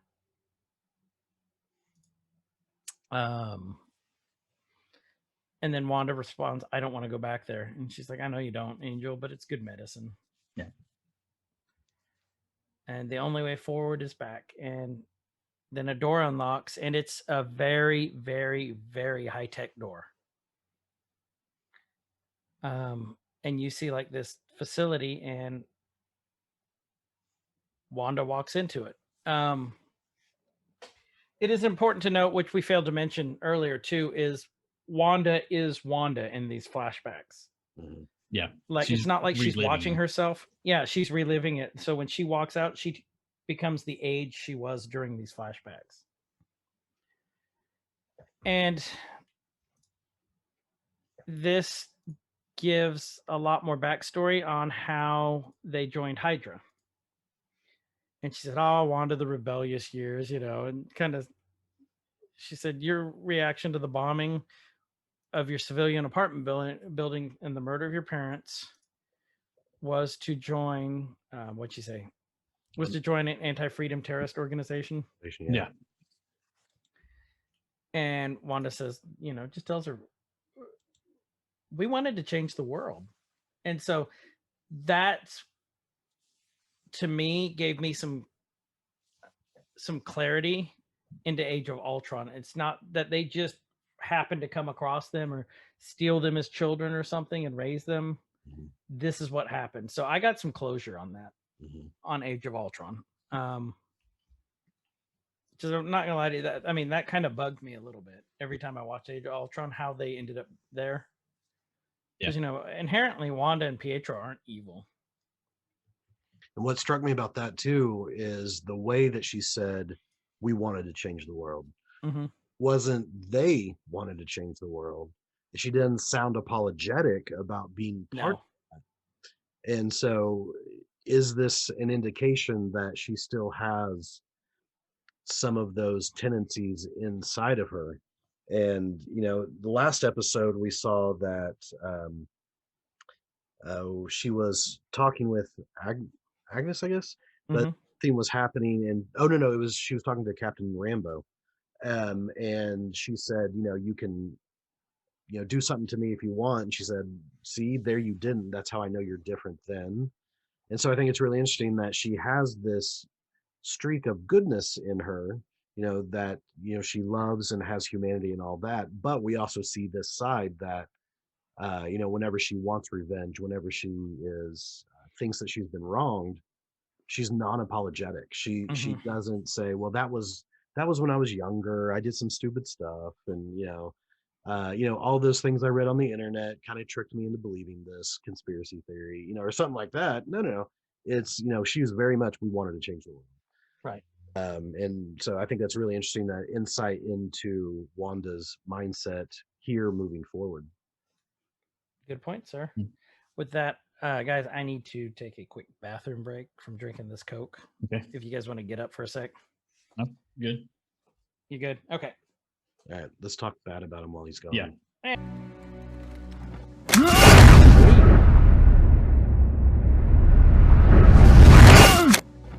All right, so we are now watching Wanda walk into the cell. Wait a minute.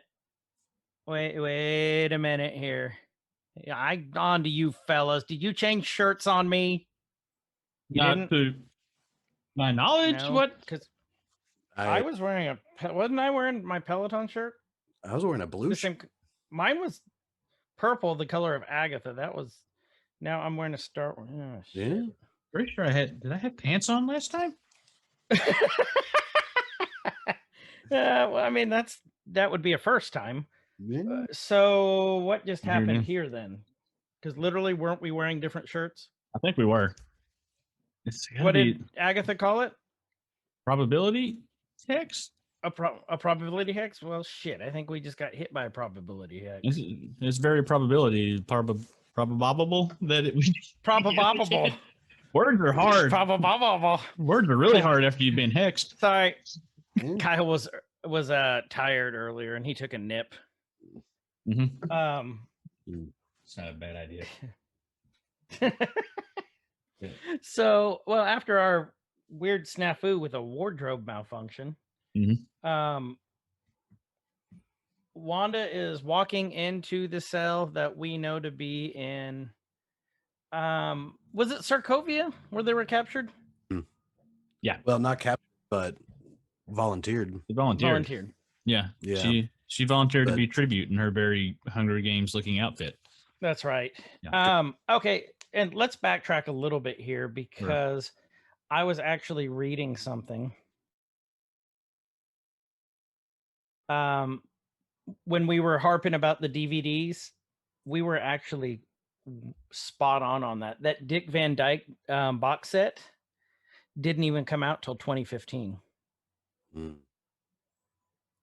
Really? So Marvel just might have actually shot themselves in the foot with this one. And because most of those DVD sets, so they put the time when they got bombed between like 97, 98. The Malcolm in the Middle DVD set that they showed didn't come out to 2002, I believe. So either Marvel did not think about this one, or this is going to have a deeper meaning. Hmm. I could see this one being a simple oversight. Yeah. I could too. Kind of like Gene's guy on Mandalorian. Or the Starbucks cup on Game Game of Thrones. Yeah. Yep. Well, that was ye old Starbucks though, so that was okay. But yeah, it could have been a simple oversight, but yeah, that Dick Van Dyke set didn't come out till 2015. Really? Mm-hmm. Interesting, huh? Yeah, you would think that, like, it's 2015, like, DVDs are slowly kind of, well, I guess a Dick Van Dyke, so it's an older audience, and probably DVDs would be the best. But it's new to them. Where are we, Johnny? Don't forget to rewind it. It's not real, Grandpa. They probably don't have the of internets to stream things in Sokovia either. So that's true too. You look at the conditions that they're in, what they're living in, all of that. It was nothing. Like literally, there was nothing there. So, okay. So, Wanda walks in the room. So, and I'm looking at my little Easter egg stuff that I wrote down too. She's looking around. And lo and behold, what's the first thing that we see in that room? We see Loki's staff. So there's our Easter egg on this room right here. Loki scepter. So we know that because we didn't actually see Loki scepter in Age of Ultron. So this is interesting to see how this all happened. And then, we find out that Pietro and Wanda have volunteered for the, I don't want to call it like the Hydra Liberation Army, but it's just for Hydra in general. And they keep saying, touch the sample. And Wanda just looks frightened at this point. Mm-hmm. And, then she's explaining to Agnes that, she was frightened, and she's walking closer to it. That staff starts rattling. It's responding to Wanda. The scientist says every other person that's touched it has died. Yeah. Or he hits the mute button. He's like, nope. Yeah. She doesn't know that. Go next. And another interesting fact. So how we said that we went through the first part, and the first commercial was the bomb, and then the time was one of the other parts of her life. So this confirms that it still may be linked to Time Stone, but I think it was Justin, was it you that said that you think it's linked to her trauma? And so these were all linked to her trauma, but thanks to this episode previously on, we now know that the shark on the Yo Magic was Agatha. Oh, okay. Because how the shark fed off of the magic of the kid once he tried to open the Yo Magic. Agatha fed off the life forces she fed off the life force of the kid. She fed off the life forces of her coven, which means she could still be doing this. So the shark is confirmed to be Agatha at this point. And well, the kid did turn into a shriveled up husk. Exactly like the coven did. So you think this is the reliving of the soap commercial? Then, like, I think this one, I think this one could be the soap commercial. It was Hydra Soak. It was a very blue commercial, if I remember right. Right. Find the goddess within. She finds her power. Because of this next part coming up. Yes. Because of this next part, yeah. Yeah. I'm not even throwing spoiler alerts out there, because if you're like, oh, what about the next part? While you're listening to this, that's your own damn fault, because Actually, it may be a spoiler alert. I've heard a couple people have listened to our Nerkies, but without even watching the episode first. Oof. Well, thank you. Thank you very much. Buyer beware. But why would you do this? Man, I thought you were saying that the Yo Gabba Gabba, she was a shark in the Yo Gabba Gabba. You're like, oh my God, that is such a dark kid show. I've never seen it. I don't have. No, the long prickly one with the bumps on it. That was Agatha. She was the French tickler. Okay, that Ah. would definitely make. But in the commercial, the Yo Magic, She wasn't. that's what you're saying. So in the commercial, In the commercial. okay, I got you. Because I was trying to wrap my head around how she was sucking the life out of a small child on Yo Gabba Gabba. I was just If like, you've watched the show, you know. now it makes. I've been there. DJ Lance just literally just you can feel all life just being drained from you. So yeah. The staff is reacting. All of a sudden, the would you consider that the gem? I guess you would, because we know it's the stone. But it's inside the gem, I guess. Yeah, the protecting gem. Protective housing. It's like a supernatural Kinder egg. Really? That's exactly what it is. That's a good.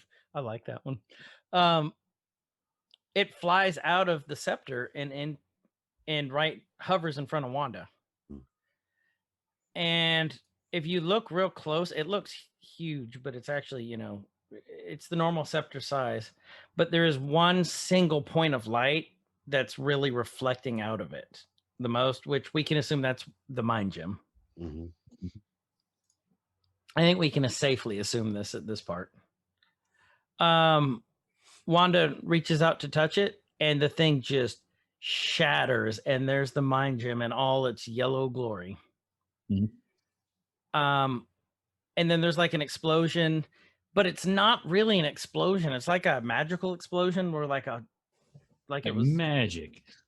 Yeah, magic. Because that's what I'm wondering, if you watch the episode, right when that happens, the yellow comes out and the scientists react to this thing, but then whenever they're watching the video, here soon we'll see of it happening, it just shows her up and then down.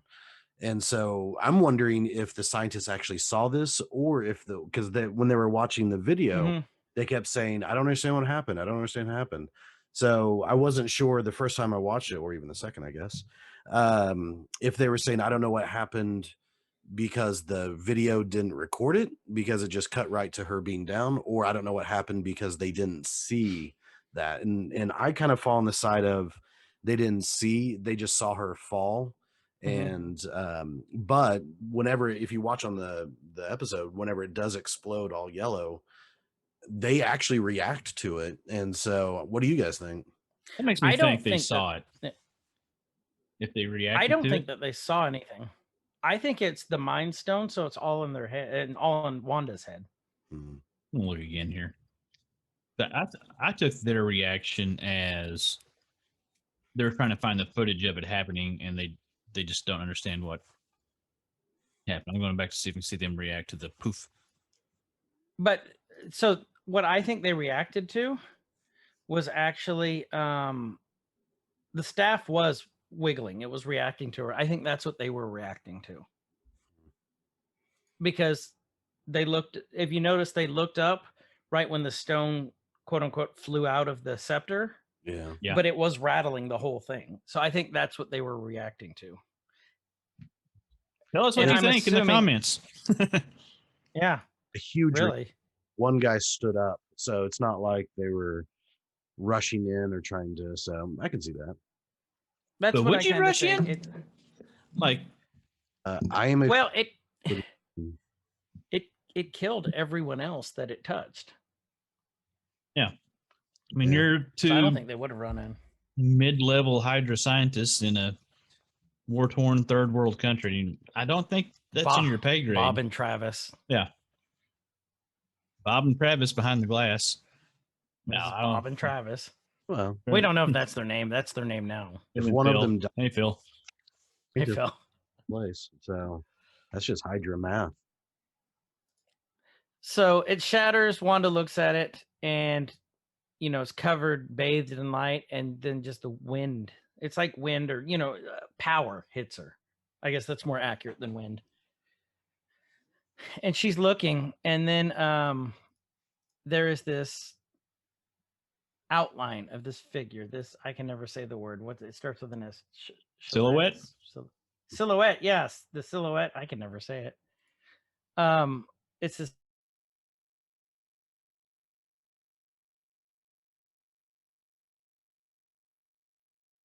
There's an Easter egg in here. Number one, I froze up again I after think you said silhouette, so I don't know what you. silhouette. That's hot. I think this is Wanda's costume. This is showing Wanda kind of the future. If you look, that's the same Scarlet Witch headdress from the comics, and it looks like the cape that she wears in the comics. It looks like the full outfit. It's not the modern silhouette. And if you look, that's Wanda's costume from the comic with the headdress, the cape, and it's her traditional costume. It looks like not this edgy, sexy, current MCU leather Scarlet Witch stuff, Wanda Maximoff, but this is like her classic costume. And if you kind of look, you have to pause it at just the right moment. It looks like there's someone inside of that. Are you saying someone else besides? Someone else besides. Okay. Inside that costume. You have to pause it just right, but it looks like that there is someone else inside there. Like there. So okay, so you're saying there's the costume, and then there's somebody else in there besides that. Yeah. You know how the costume's like tall and floating. Yeah. Someone else is walking inside of it. Like on the ground. I think that's just her in the costume with her legs. I think it's just her legs. It might be. But it kind of also looks like it could be something taller. You guys are probably right, but that's what it looked like to me. It looked like there was a right moment when you paused it just right. It looked like there was another like head inside of like where her chest is.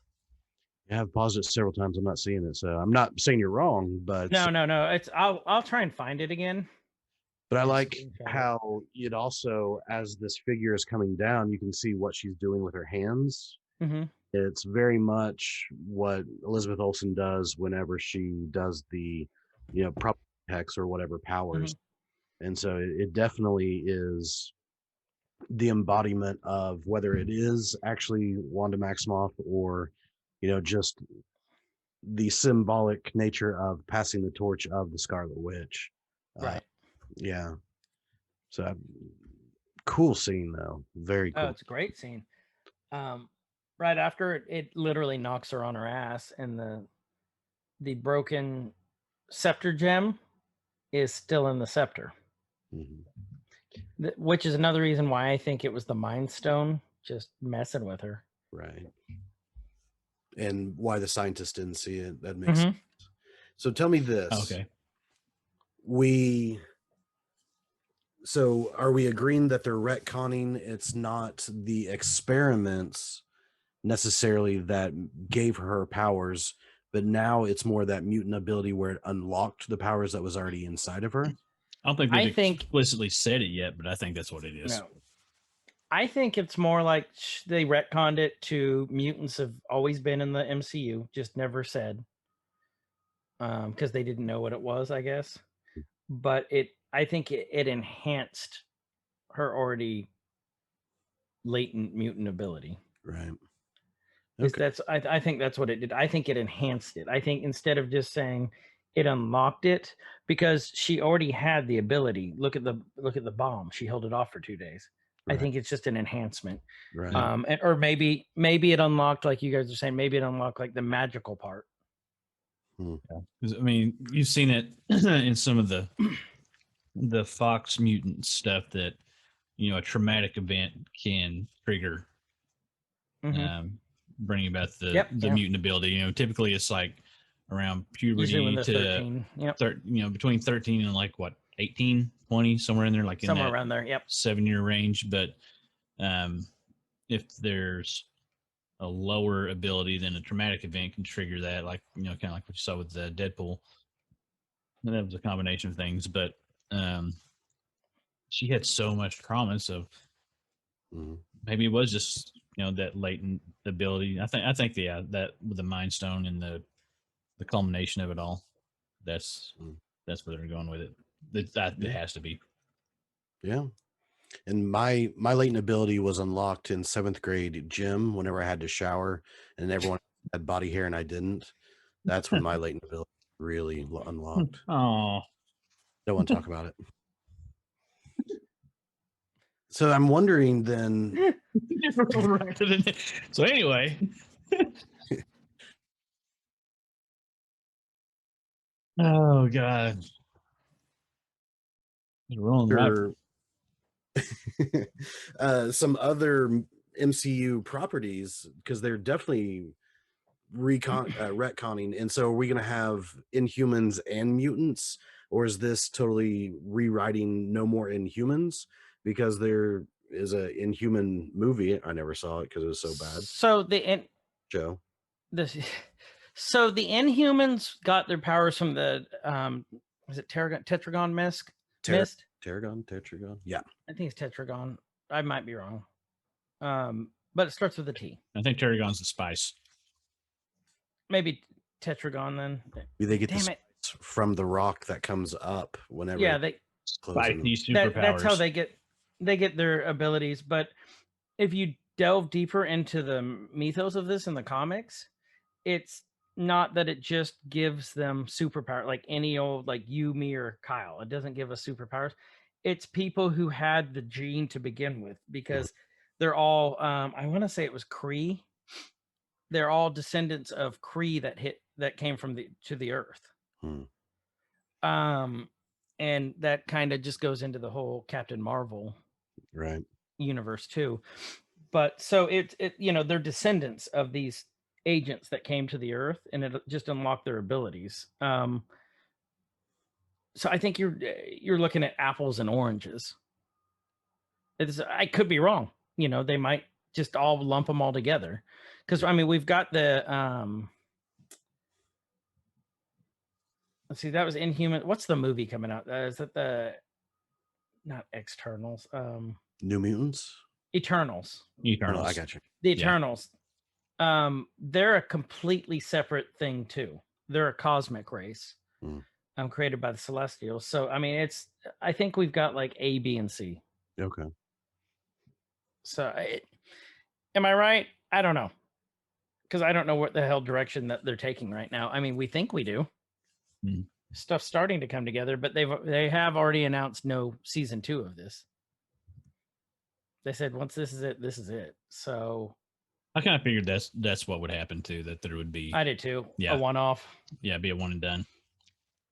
Man, I prefer them to have just an amazing season that kicks off phase 4 instead of having WandaVision part 2, and season fizzle. Vision, you're just like, oh man, but that first season was so good. Yeah. Well, it's like Watchmen on HBO. Yeah. I kind of wanted another season, but I was kind of happy they didn't, because it just told this phenomenal story and it ended it there. And I'm with you on that. That's how I feel about this. Yeah.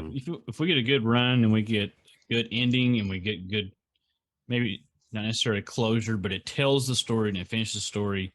I hate it when shows start milking it out and dragging it out for as long as they can, and the show goes, bad or stale or whatever, because I don't want to lose interest in this, and I don't want that to happen because of something like that. Yeah. Tell the story, be done with it, and let's move on to the next thing. Yeah, that's why I was impressed this was a 9-episode series and not 22 episodes or something like that, because you watch, for instance, The Flash on CW. Like, first season was great. Second season, and in my opinion, every season's kind of gone down. Same with Arrow. Second season wasn't bad on Flash. Third season, yeah. First season was great. Second season, not bad. Third season, so it's just kind of, but by having 22 episodes, there are several episodes in there that's just like, that didn't need to even be in there. Yeah. And with only 9 episodes, we get every week, we're like, oh my God, this was the best. Oh my God, this was the best. Oh my God, this was, and that's where you want your fans, is to always be excited, not, okay, that episode was fine, but maybe next week. So I think they're type thing. They're Are you describing our podcast right now? meta with Okay.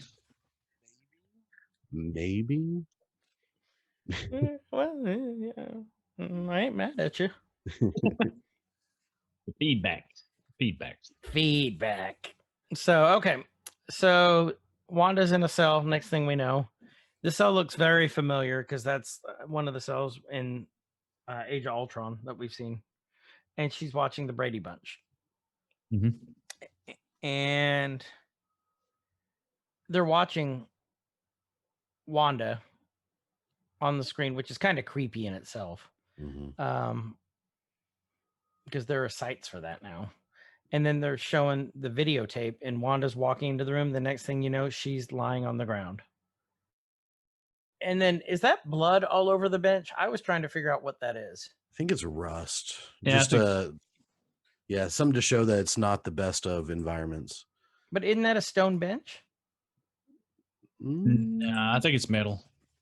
Yeah, you can see think? like you can see on the ends of it where it's Okay, there's like okay. a rod. Yeah. Because I was thinking it might have been like blood, which that would also show not the best of environments. Hmm. And then the TV turns off on her, and there is old Wanda and Agatha standing there, and Agatha's telling her, so little orphan Wanda got up close and personal with what she said, with an infinity stone. Yeah. And then she said, which amplified what would have otherwise died on the vine. Do you guys take it that her powers would have died out, or the magical side of it? Because she still has the hex powers. I mean, she was born with. But I don't think that retcon this. Yeah, I don't think she would have ever known she had the powers if she hadn't volunteered, if it hadn't all of this. She would have just gone on, weird things may have happened. Mhm. Each set may have turned off every now and then, or, a bomb takes two days and doesn't go off. Right. Just chalks it up to, oh, well, that was lucky. I think you're right. I think you're right. About died on the vine, she wouldn't know, but this unlocked, and now she has not only all of these latent abilities that are coming out, but also it's magnifying, amplifying them. I agree. I think that's what that means also.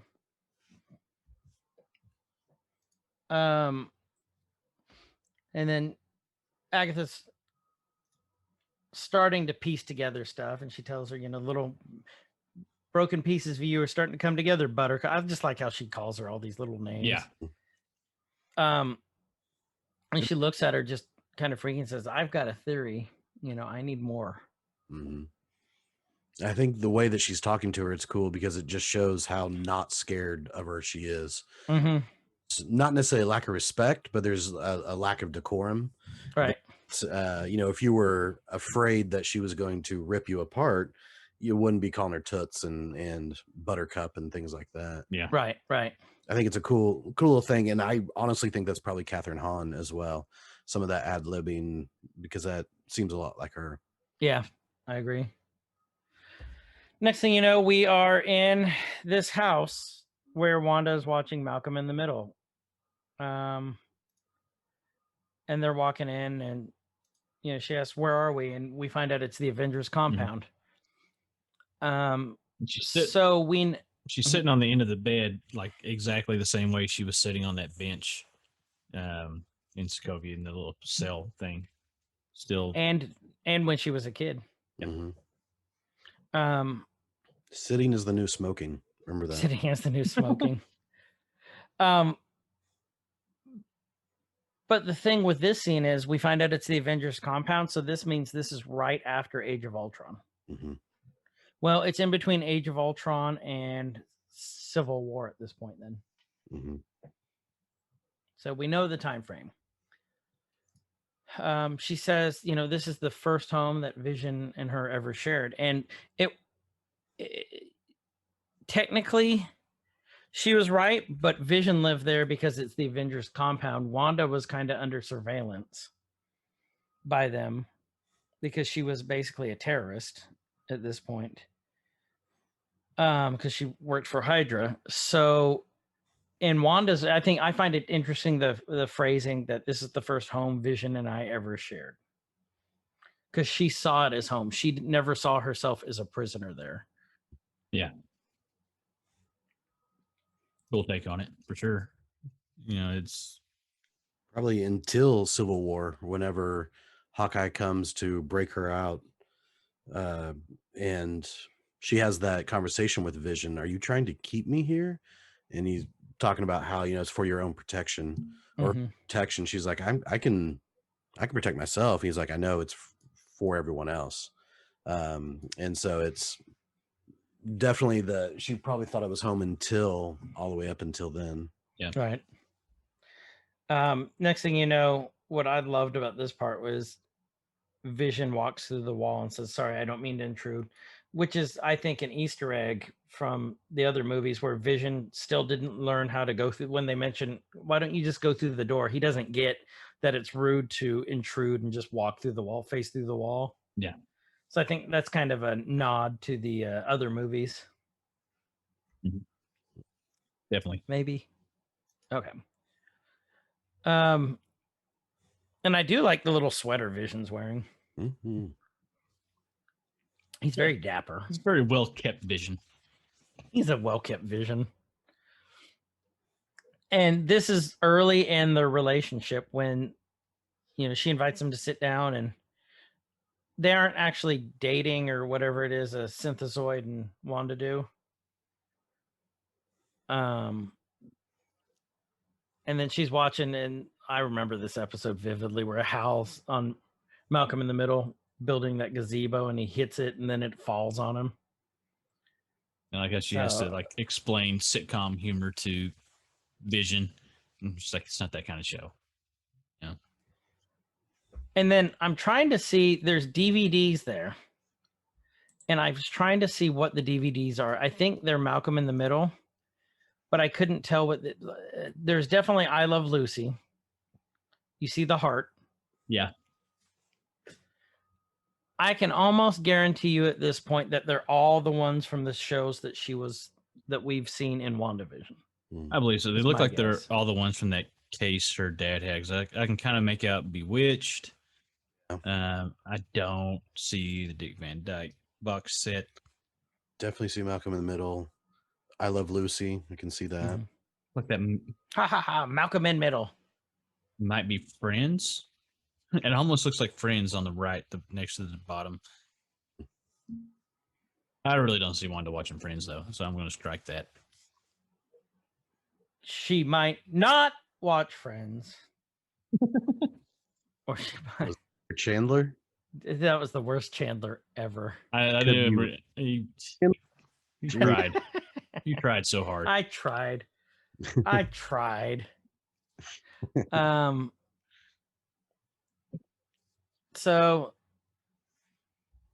they're talking, and this is kind of a very, very emotional scene. This just shows how broken Wanda was to begin with, right after Age of Ultron. So we're looking, and Vision says, "You know, I'd like to know. You should tell me something that would be of comfort to you." And then just immediately, she turns to him. Comfort, just snaps at him. And then she says, "The only thing that bring me comfort is seeing him again." This is right after Pietro died. Yeah. Which I still don't understand how a mutant by the code name of Quicksilver got shot multiple times. It's Joss Whedon writing. I know. I don't understand it. I think it's interesting in this scene, you see on Vision's face, him trying to understand human response, human behavior. Because he's talking about, well, you know, I read blah, blah, blah, blah. And he's trying to console her, which is a very human quality, but doesn't really know how to. And it made me think of, you know, with another pop culture with Data on Yeah.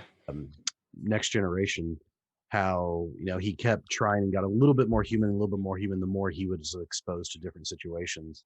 And so I kind of see that's what Vision's doing here is, this is probably the first time he's experienced death with somebody close to him, as far as not necessarily they died, but someone close to him experiencing death. So he's trying to kind of understand what she's going through, what it would take to help her grieve with that. Right. Ultimately, through that, he says probably one of the most beautifully written lines that I've ever heard in any Marvel, let alone, not just Marvel, but just television shows at all. It was like I paused it after he says the line, and I looked at my wife and I was like, that is amazing. So anyways, don't want to get ahead, so go ahead. No, you're fine, dude. I wholeheartedly agree with everything you just. This is just so well written. Mhm. Like there haven't been really, honestly, any points in the series that I just kind of roll my eyes at. Go, oh God. Mhm. Yeah, nothing too cheesy. I mean, that didn't. Well, I mean, some of the sitcom stuff was cheesy, but that was with purpose. It wasn't. It wasn't just like, oh, that's cheesy. I like your Data reference there though, because I never really thought about it that way. But he's very Data-like. He is. The only difference is Data got that emotion chip put in him, and we all remember that weird, freaky episode. Mhm. In the movie. In the movie, was it the movie, or was it the episode, or was it TV? It was movie, wasn't it? Episode, but then it comes back in the movie. Oh, okay, that's right.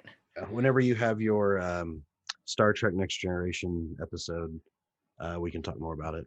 Okay, good. I'm good with that. So the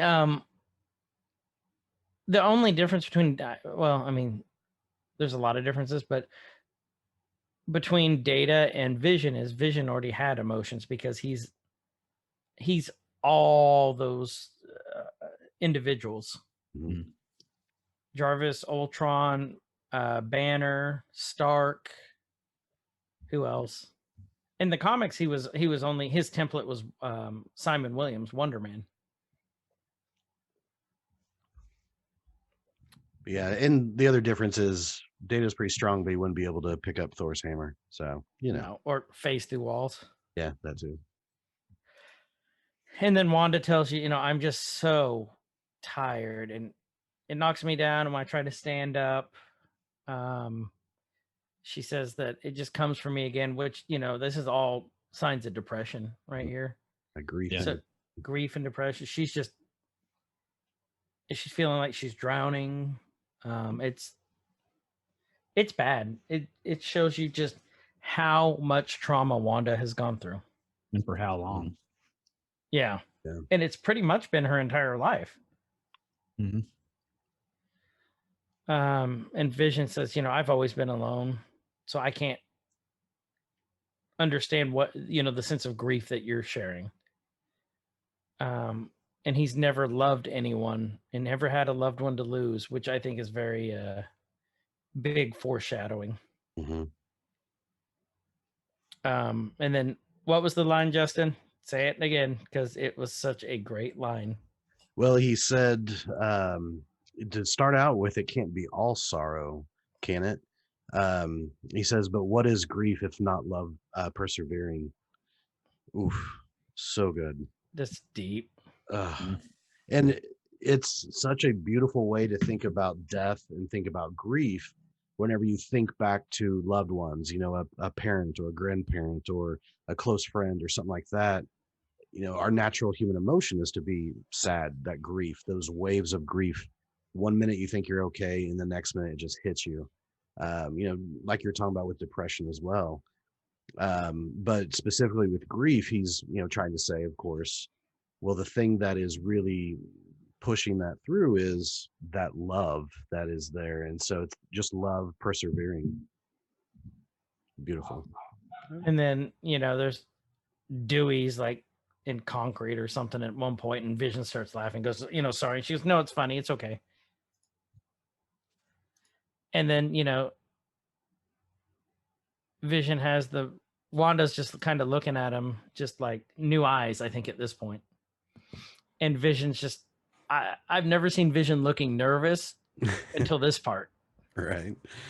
Um, Also can see where this is the beginning of the relationship. This is the beginning where she is starting to have feelings and probably vice versa towards them. And so that's why this is such a pivotal moment for Agatha to take her back to, is because without this moment, there wouldn't be a WandaVision. There wouldn't be Right. things like that. Yeah. But it also, the line that she says was that, Vision's the one that was able to bring you back from the darkness every time. And that's exactly what this show is. The reason they're in this situation is because it was always Vision that brought her back. And I think it's awesome that the synthezoid, so the non-human, was more human in this instance than any of the rest of the Avengers. No one else could bring her back and show her that humanity except for Vision. I've said it once, I'll say it again. Vision's the most human out of all the Avengers. Mm-hmm. He really is. He has all We the pan human. out to all the human. Pan out to old Wanda and Agatha's kind of turning her head a little bit and wiping her eye.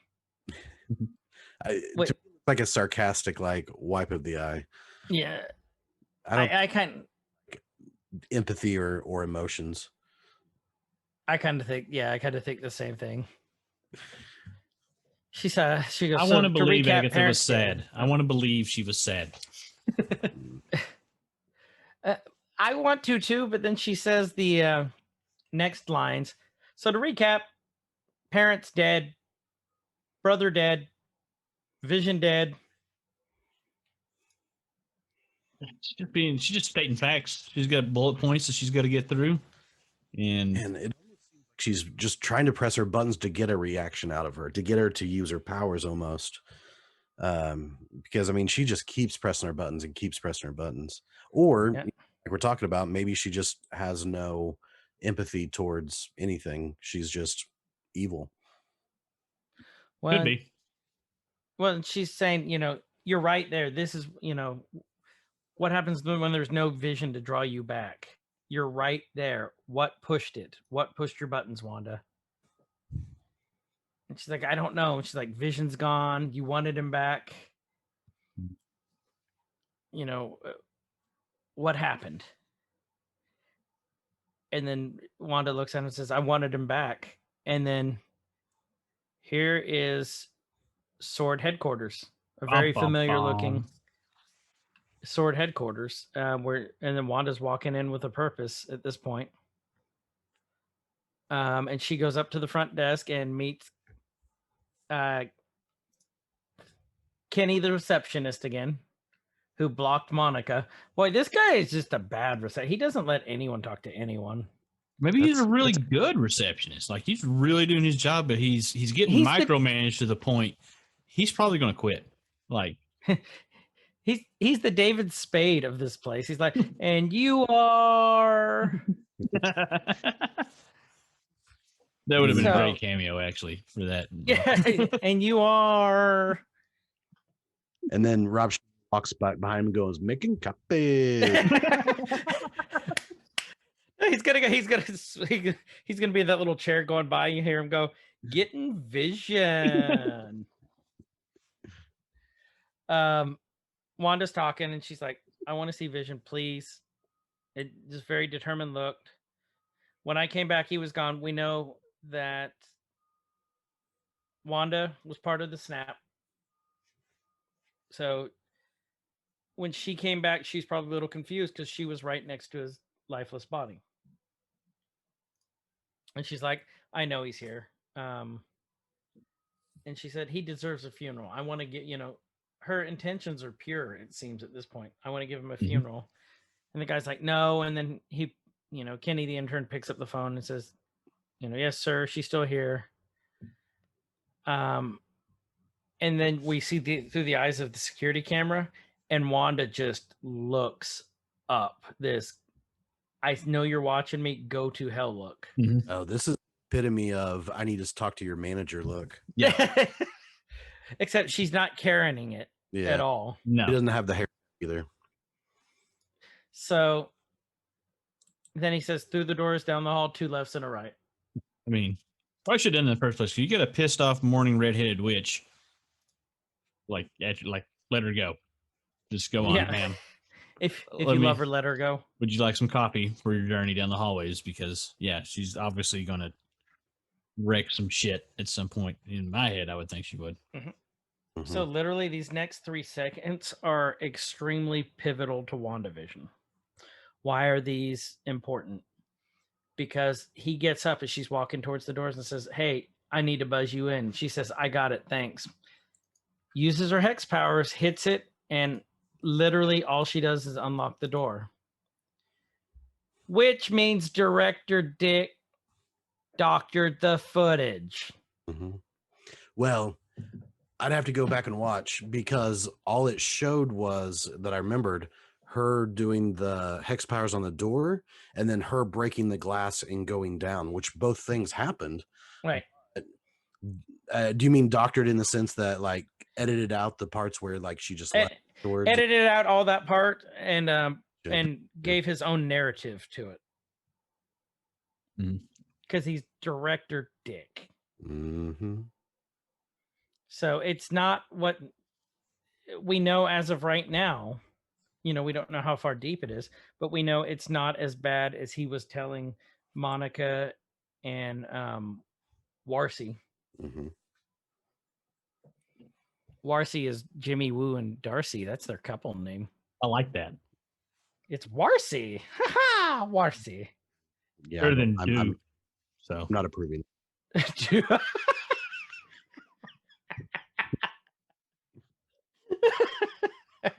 do is not as catchy. No, we'll go with Warsi. Yeah, it's not do. No. That was good, dude. Wanda's walking through the hall and you know everyone's just kind of looking at her because everyone knows who Wanda is. She finds the door she wants and it says director. Yeah. And who's sitting behind in his tiny little desk? This tiny little overcompensating desk. Tiny little itty bitty living space. Director Dick. He kind of Director Dick. The more I see him talk, he makes me think of like a late 70s to mid 80s like game show host. Like he could be And Very punchable face. yeah. let's see what's behind this door. Well, But literally, that's what he does. yeah. This is Wanda says, you know, I want to give him a funeral. You know, I'm his next of kin, which means, first episode of the Newlywed Game ever. yeah, which means Wanda and Vision were probably married at this point, not probably in an official ceremony, since I don't know of any priest that would marry a synthesoid.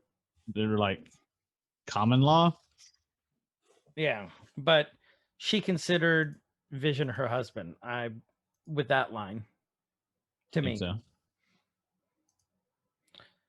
What would they have in their taxes? Now I got all these questions in my mind, like superhero marriage, and like, do they have deductions that they claim? So Do they- Vision doesn't officially pay taxes, so does that mean she claims him? Yeah, like, is he the write-off?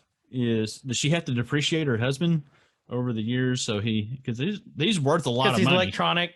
Yeah, he's worth a lot of money. We find out later he's worth a ton of money. Like, she's got hella write-offs and just write him off over Or 15 maybe years.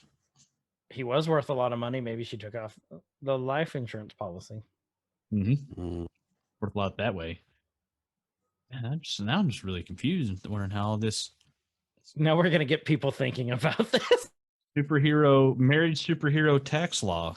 Man, It's like that South Park with what was it, the nightclub Lesbos, the 300 one. Yes. How does that even work? That's such a great. That's gonna be a some type of one-off that we'll find out who their accountants are. Who their HR person was in the Avengers. On this So- week, CPAs of Shield. Hawkeye comes in and he's like pissed off because his W-2 didn't come in time, and then he has to his wife and kids, but no one knows about the wife and kids, so it's this whole, Can he claim them? Can he can't? Hawkeye keeps going, okay, Mr. Barton, you're trying to write off these arrows as a work deduction, a work expense, and no, you are an independent contractor. Yeah. They probably all got 1099s then, I would probably assume, and they didn't really actually get the W-2s. 1099Bs. Mm-hmm. Contract work. Man. Who would be head of household? Vision? I don't know. This is one of those rabbit holes that we just it really is. Rift down. I'm going to pick my accountant friend and ask, like, you guys carry on. I'll get back to you with the results. Well, you're doing that. Tax law. So, okay, is there anyone who's listening to this that is a CPA or in finance that knows all this, or a lawyer in tax law? Yeah. If you are, let us know in the Discord chat. Who would be head of house? Could Wanda claim Vision as a dependent? Because he technically doesn't pay any taxes.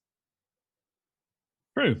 I mean, he probably doesn't have a social or any type of identifying. Well, he probably has a serial number, but technically, that's not the same. Technically, I bet he wasn't even paying rent at Avengers Mansion. I bet he was just kind of squatting. We're footing that bill. The taxpayers were footing that bill. That's where it is. Oh, it was Stark bills there. Yes. Oh, okay. Well, never mind. Stark did it. Whatever. And he pointed at Captain and said, "I just paid the bills." So, which is really weird. It makes sense why Stark made Vision call him Papa Stark. Okay. You know. Or that could have been his kink. Who knows? Yeah, I'm assuming mention would Tony Stark be able to write off his Iron Man suit on his taxes? Actually, that's a good one too. I bet it would because it's work related. Director Dick says, I want to show you something. Come with me. Usually when literally giant server room, and there you see Vision in pieces getting dismantled by their scientists.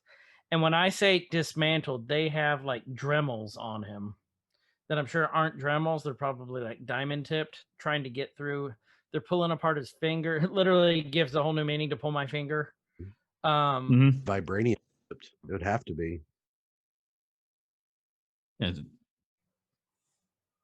Vibranium. And then we see vibranium, or.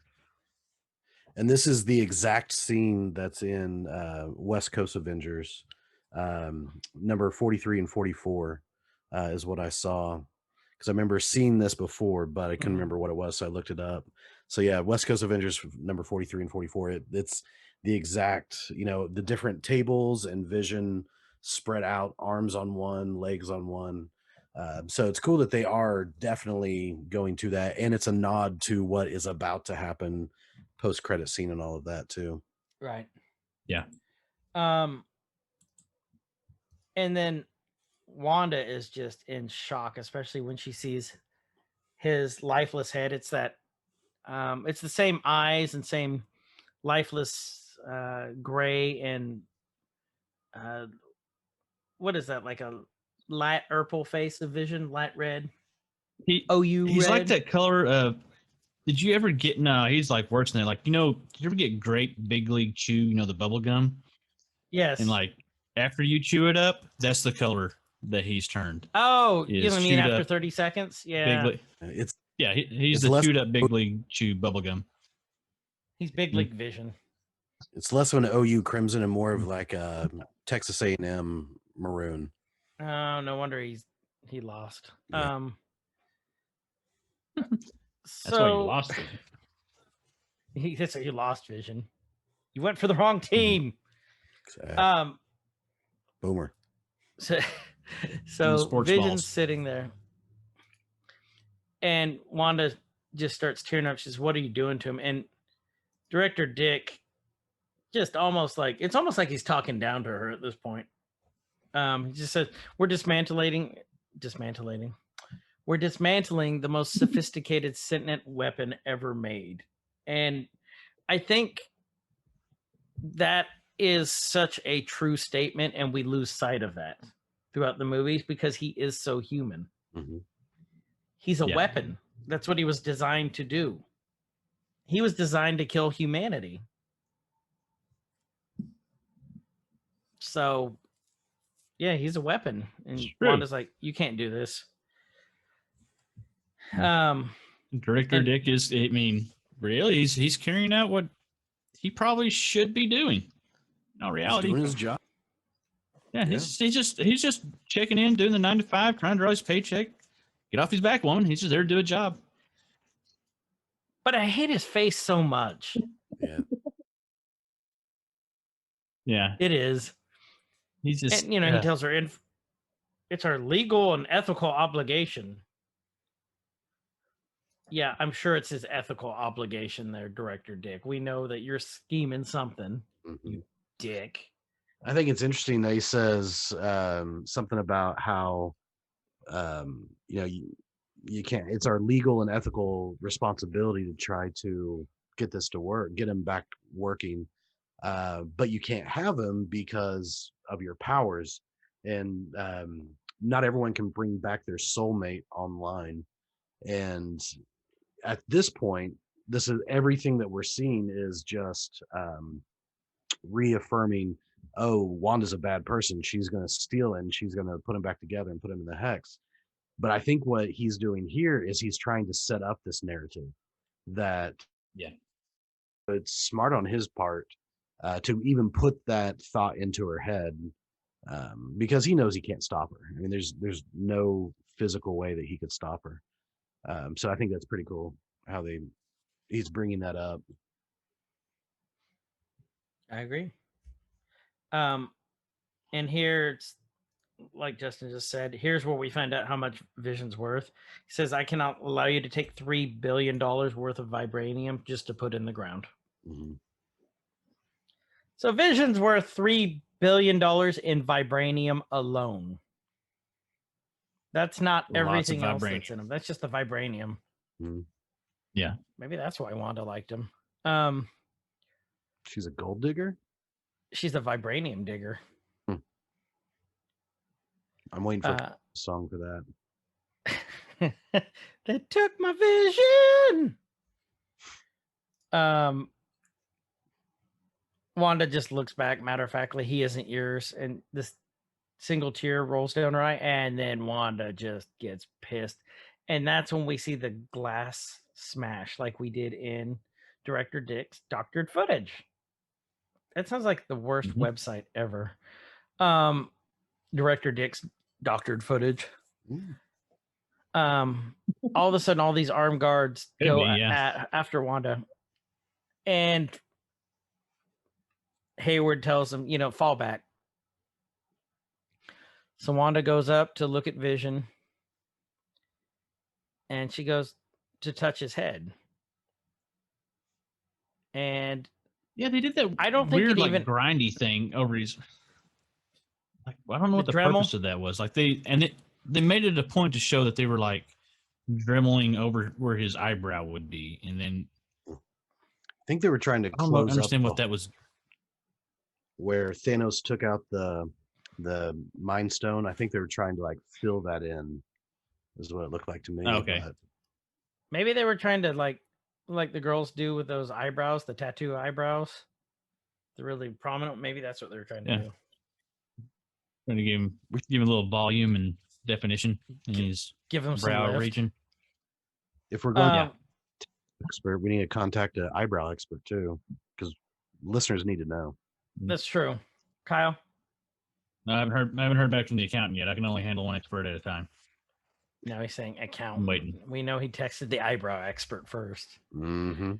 So I think this scene is extremely important to this next frame, in that she's putting some hex power into that cavity on Vision's head where the Mind Stone was. I don't think it even occurred to her until Tyler told her, you're not trying to bring him back online.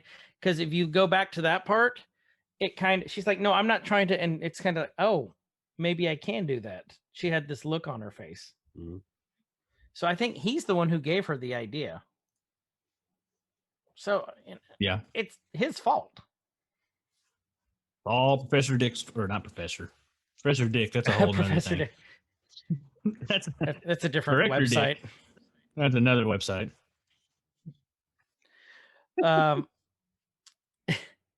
Wanda's, trying to pour power into him, and she's like, I can't feel you. And then she's done. She gives up.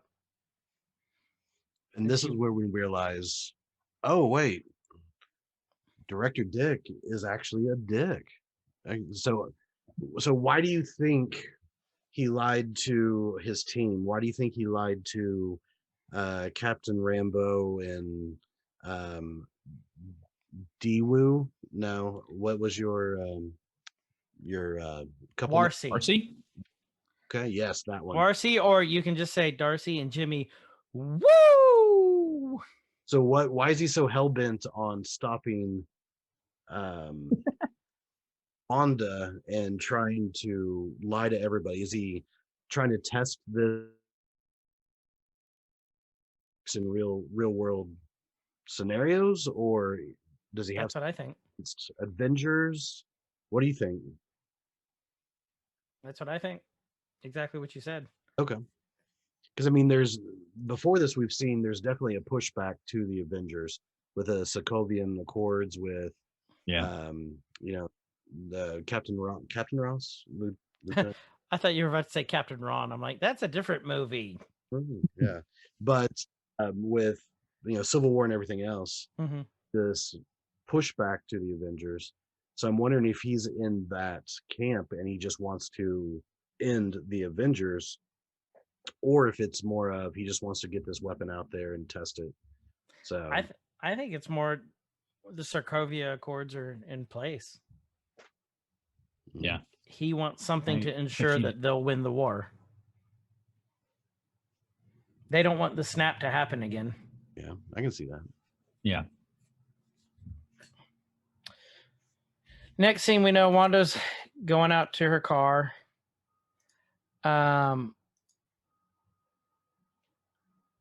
And she this like piece of paper next to her. And she's driving out. She's driving along. It says, "Welcome to New Jersey." Well, what's in New Jersey, boys and girls? The shore. Snooky. Yeah. The Snooky. Yeah. Small people in dog houses. Side note question. Uh-huh. She can control reality. Why would she drive a Buick? It's a rental. No, she's in a caddy. She's in a. Is she in a Buick? Oh, she is in a Buick. I thought she was in a Cadillac. So it's not a lot of imagination there, Wanda. Come on. So here's the funny thing. So when I used to work for Enterprise, Buicks were considered premium cars. They're a PDAR. They're a PDAR. They considered Buicks premium cars. So, because like a full size would be like something like a Taurus. And the Buick was the same class as the Nissan Altima. I think we should contact a car specialist to really give us more information on PDAR cars. On PDAR? Okay, hold on. Let me get on that. Be careful if you look up PDAR on the internet, though. Yeah. I did actually drive guys with PDAR around me. She's driving. She sees all of these signs that say Westview. Me think back to the episode where, and they're talking to the cops, and they're like, "Yeah, there's no Westview. There's an Eastview," which made me think, "Oh, well, she just changed the name, and that's why." But why would they say there's no Westview if there is a Westview here? And they weren't in the hex. They were outside of the hex, so they weren't being controlled. Their minds weren't being controlled. No. She didn't want them to know it was there. If you remember the episode, what was that? Episode 3, I think? Like, Jimmy figured it out really quick. Remember when he pulled up Monica and he's like, watch this. And they're like, there's nothing here. And she's like, but it's right there. But she's not. So she was controlling those two specific cops' minds that there wasn't a west view; it's actually east view. I think she was controlling the perimeter around to make people forget that it was there. I think that's part of the spell. I see where you're going. Yeah. Because yeah, And I don't have a great answer for that. I really don't. This is just what I think. I hope we get an answer in the next one because that is one that's something that's really bugged me that I hope they don't just leave hanging. yeah. Or it's There's- something that we've just totally missed. I don't think we would have because we've covered this stuff inside now. I think they're just going to say it's part of her magic. Yeah. But everybody that's within the hex is affected by the magic. Everybody Mhm. outside of, or else all the sword agents would have been, or Oh. and even Dark and Agent Wu would have been affected. So anyway, as she was driving through, that's the first thing that popped in my mind was, wait, it is Westview. It's not Eastview. Well, that's Yeah. a really good point though to bring up. Change the name and the signs. That it's an existing place. So, as she's turning left, she sees this big black guy walking across the street. And is that Herb? It's her. I think that's Herb, isn't it? Yeah. Less hair, but Way less hair and more gray in his beard. Which is sexy, by the way. It is sexy. Gray beards are sexy. Thank you. She's driving through town. That was She sees the gazebo where they had the talent show. Mhm. And then she sees someone, stapling something to like a billboard. Yeah. And it's none other with the big old pedo stash. That was his name Philip? Philip, Dottie's husband. Yep. who just looks like a caricature of himself, like the He really does. oversized ears and mustache. Just looks like a caricature of He him. looks like Walmart version of Miles Teller, Okay. I could see that. or Great Value version. Kirkland version. Yeah. No, Kirkland's better than Great Value. True. I True. like Kirkland. I was just thinking about the Kirkland Meeseeks. So Oh, yeah. It's true.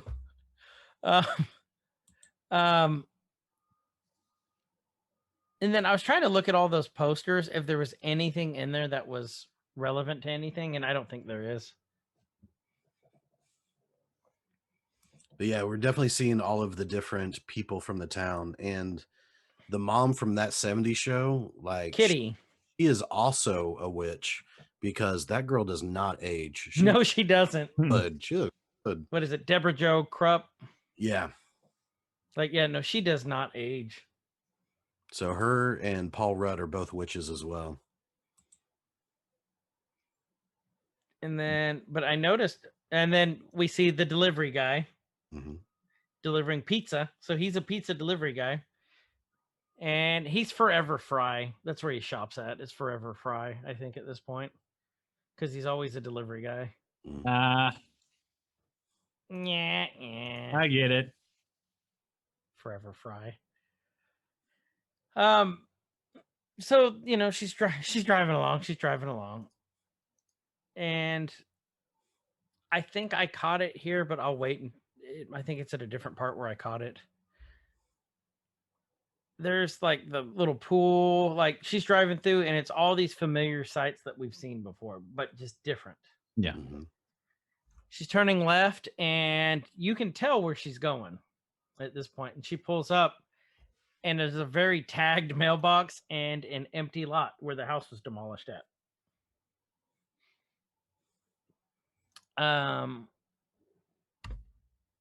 Yep. There's where it is. Okay, so she pulls up to the house, and she's in the driveway, and I caught this earlier.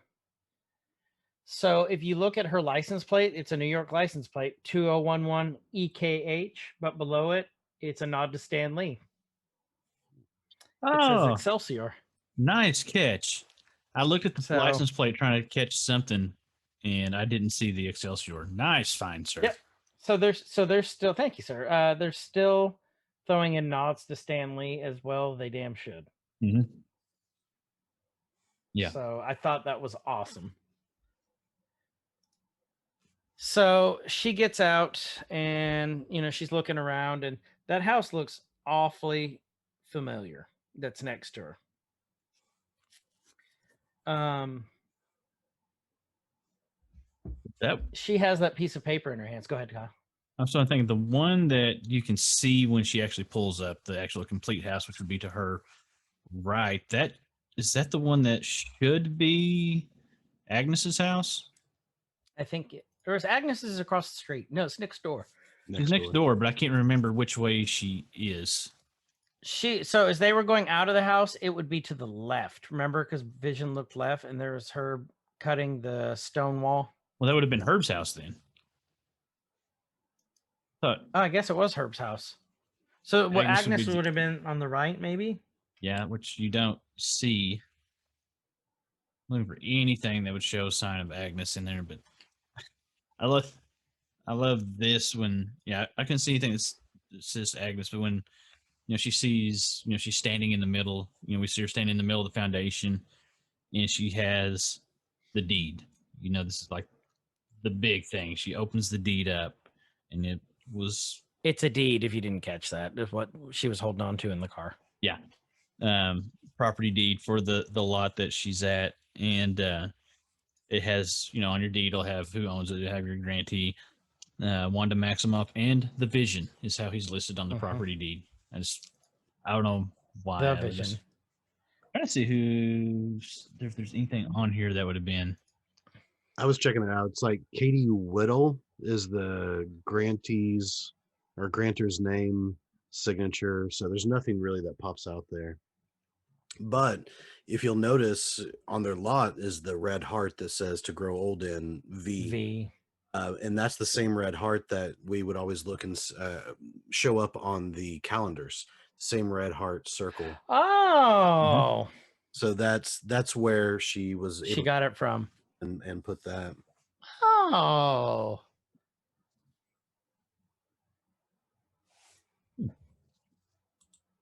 So she got out. So lot A would be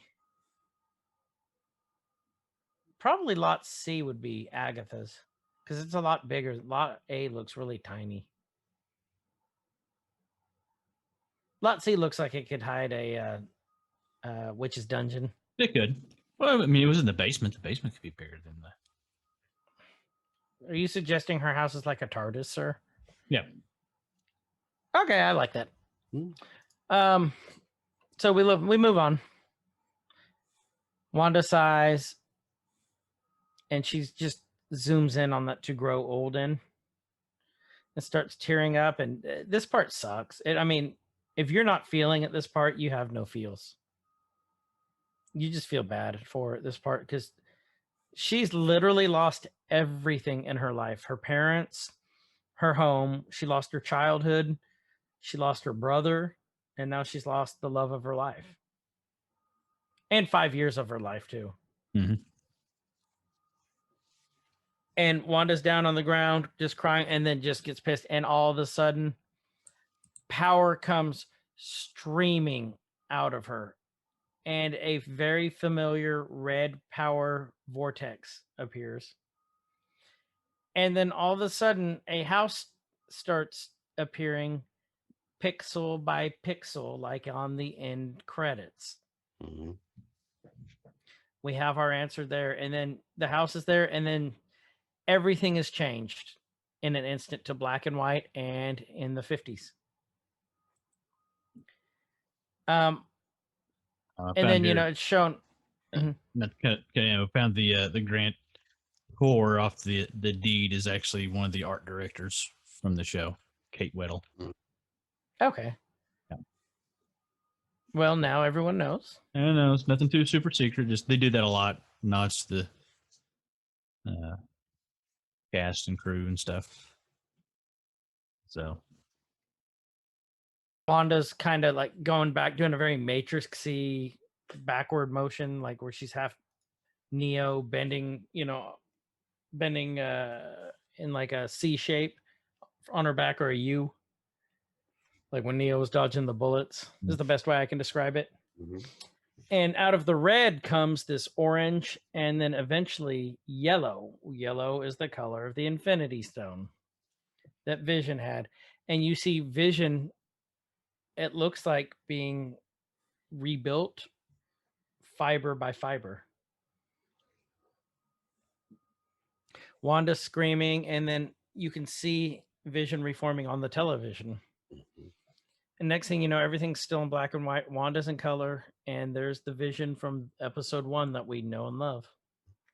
Which just confirms that director Dick was lying and that she didn't steal Vision's body. Because That's very important to note. there was still like, wait, did she go back and get the body? And now we know, okay, well, director Dick definitely is a liar. And but then it opens up new questions of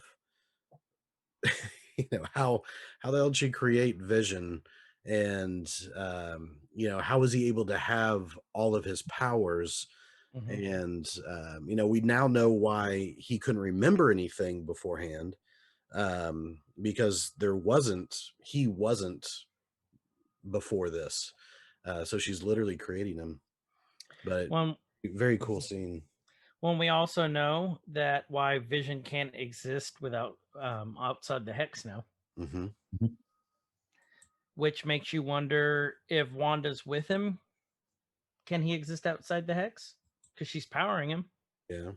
It also makes me wonder about her kids. You wonder a lot about the kids. Next thing you know, they sit down on the couch, they're kissing in the 50s, and then everything kind of zones back into more modern day, into a studio, and you hear this clapping, and there's Agnes doing this slow clap. Bravo. And it reminded me of the Collector in Infinity War. The bravo. Yeah, bravo. It made me think of Shia LaBeouf at the end of that Nick Cantor video of about Shia LaBeouf, and he's like in the back of the he's clapping with. Yeah. Mommy, help us. Mom, help, for both of them. And then it hits Wanda. She's like, oh yeah, my kids. She runs out the door, and then she's outside, and we see she's outside Agnes's house, and there's all the purple flowers. And both the kids are out in the middle of the street being choked by this almost like purple puppet strings. Like, if you look in her hands, it looks like a marionette's, like whatever they call it, the little wooden crosses or X's that they use for marionettes. That's what it kind of looked like to me if you pause it just right. I know it's just her powers. It's kind of a cool callback to Ultron, because that was kind of the was no one has strings on me. I've got no strings on me, which was such a great monologue too. So if you look at it, here's our next Easter egg. That's actually Agatha's costume from the comics, except more modern and way more sexy than on a 3,000-year-old lady. Question is that outfit sexy to you? I think Catherine Hahn's rocking it. Okay. I'm just not into the 3,000-year-old witch look, but that's just me. I'm the weirdo. You are a weirdo. But like her whole look change, not just the outfit, like her makeup and like her whole face, like she looks different.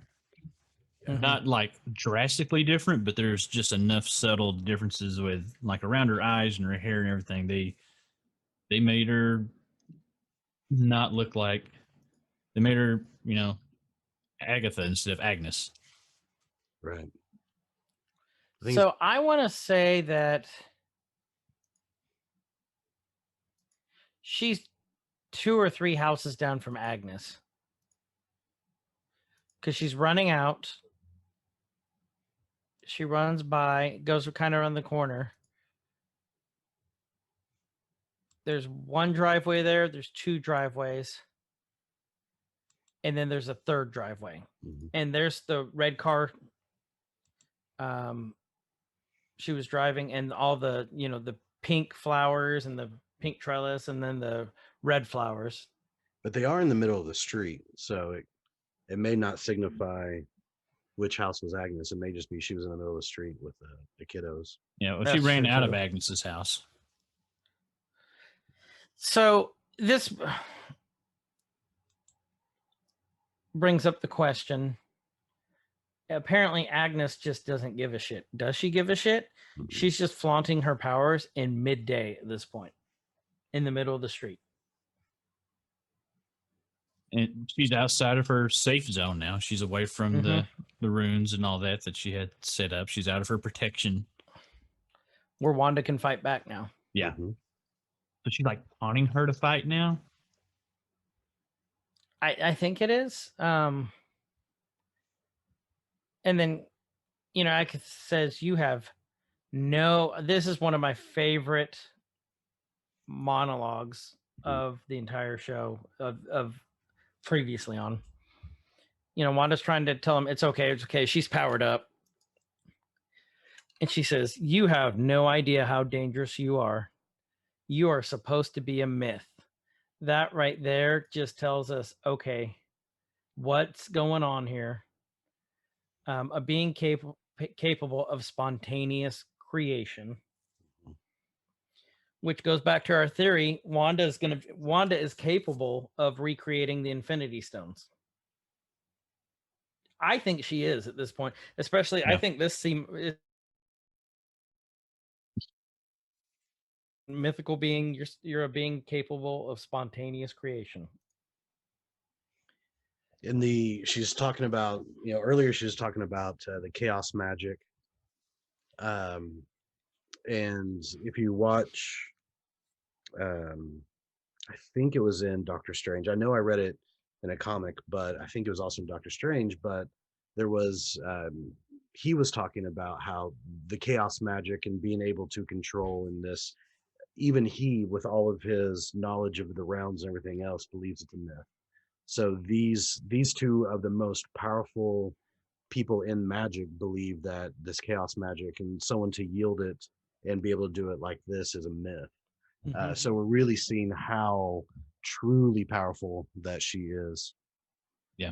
So I'm going to bring that on up here in a sec too, because I've got kind of a theory on that.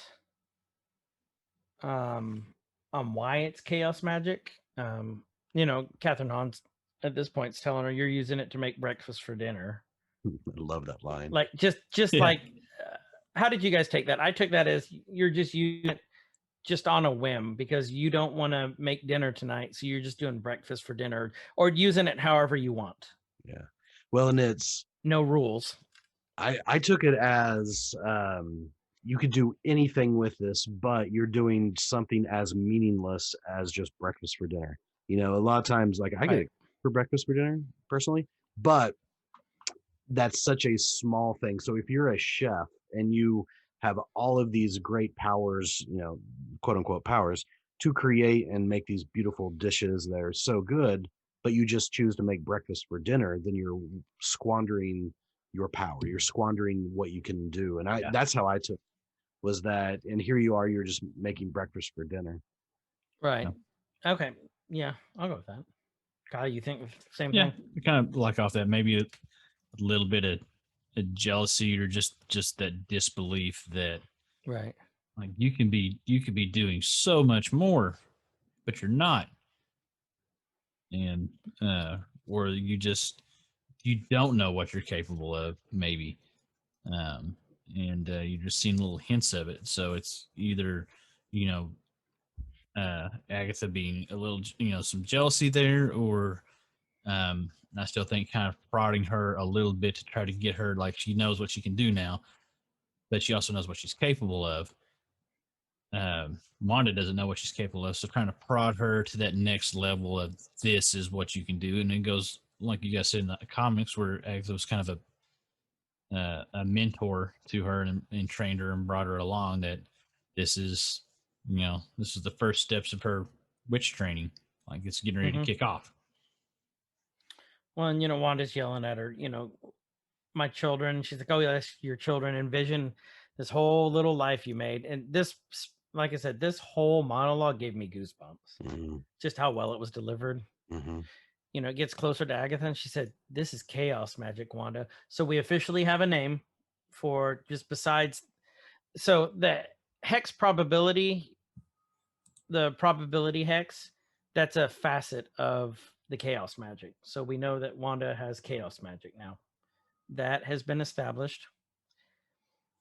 And then probably the most iconic line of the entire episode is, "And that makes you the Scarlet Witch." So good. Yeah. Wanda has officially been retconned as the Scarlet Witch.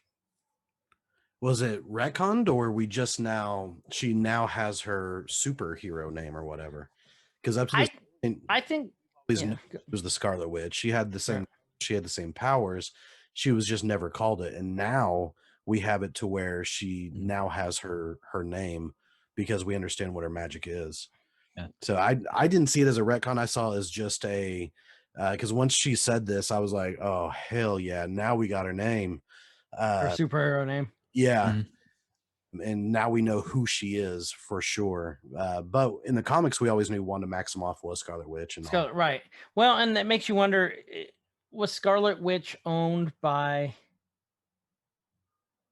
Fox? Because it's a mutant name? Yeah, was it owned by Fox? They couldn't use it? That's why I'm thinking maybe they might have retconned it so they could use it. But I see what you're saying too, though.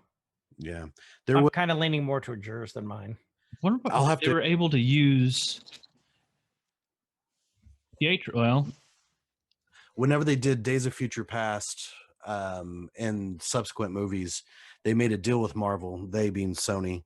Not Sony, I'm sorry, Fox made a deal with Marvel that we're going to basically trade certain characters. Mm-hmm. And that was part of it, was that they were able to use Wanda Maximoff / Scarlet Witch from the mutant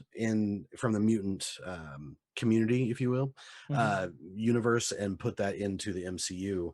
And the trade was, it was one of the mutants that were in Days of Future Past, but they basically made a switch, and they did the same thing with Deadpool. That way they could get Negasonic Teenage Warhead. Mm-hmm. They did a switch.